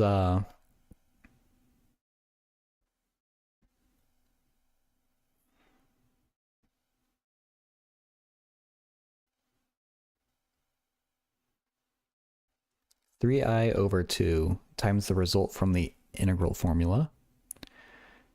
So here it's f of 0, but f is just 1. So it's going to be 1 times 2 pi I.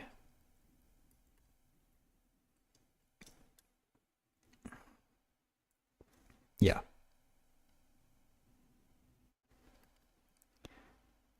Plus 8 plus 5i over 2. When it's not centered, I assume we're okay. Yeah, yeah. Because you can always deform it to be centered. And that's still just 2 pi I.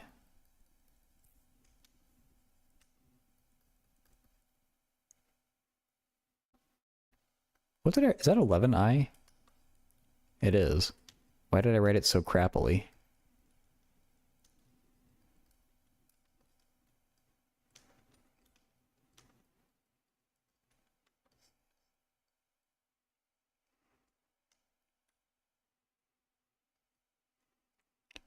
That one, we need the derivative version.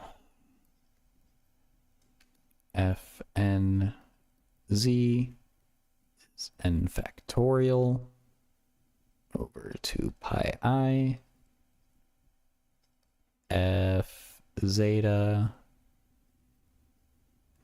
minus z n plus 1? Yeah.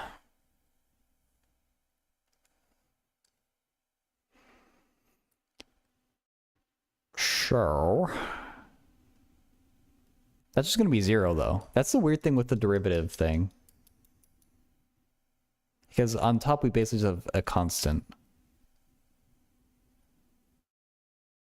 It's so weird how sometimes it's non-zero and sometimes it is 0. And then the integral of 2 around a closed contour is 0. Okay, so that takes care of C1. C2, I should say. Now to take care of C1. This bad boy. C1 still encloses 0, so... Oh, I didn't undo you. It'll be 3i over 2 times 2 pi I. You are 0. Because we no longer enclose the pole. You are also 0 for the same reason. And you are 0. So that cancels with that. We get 8 plus 5i times pi I, which is minus 5 pi plus 8 pi I.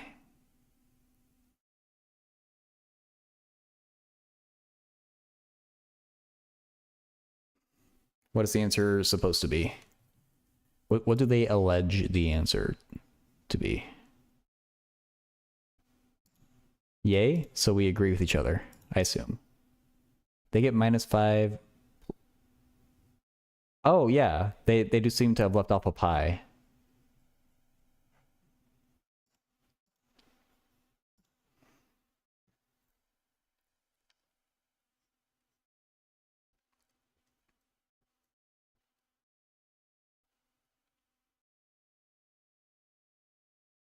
Okay, nice.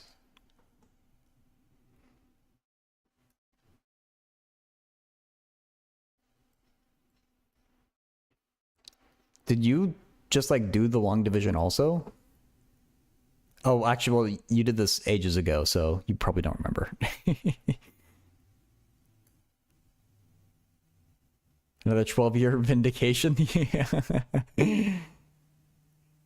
After all these years. That, I think it'd be really tedious to do that by hand.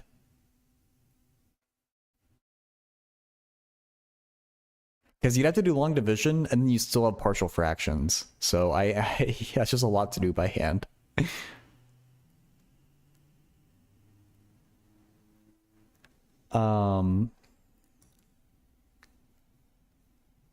Okay, maybe we'll wrap things up here. Is there anything else that we wanted to work on? I could, there are always more problems I could pull from the complex book, but hard partial fractions? Oh my, that should be bannable. Enjoying partial fractions. That might be one of like the worst things, and like it's helpful, but like it's so annoying. Is it the most annoying? When they have the residue theorem, I can't wait. I mean, it should only be like 2 weeks. Don't have to wait that long, I guess. So fun. I can't believe what I'm hearing right now.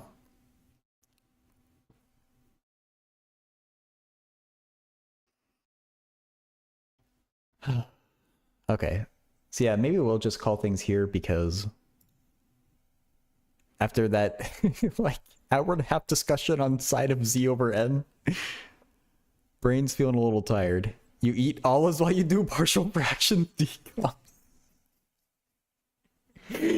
Oh no.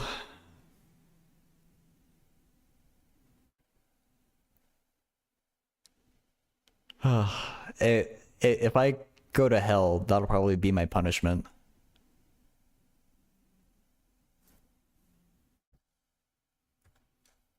But yeah, that feels like a stream right there.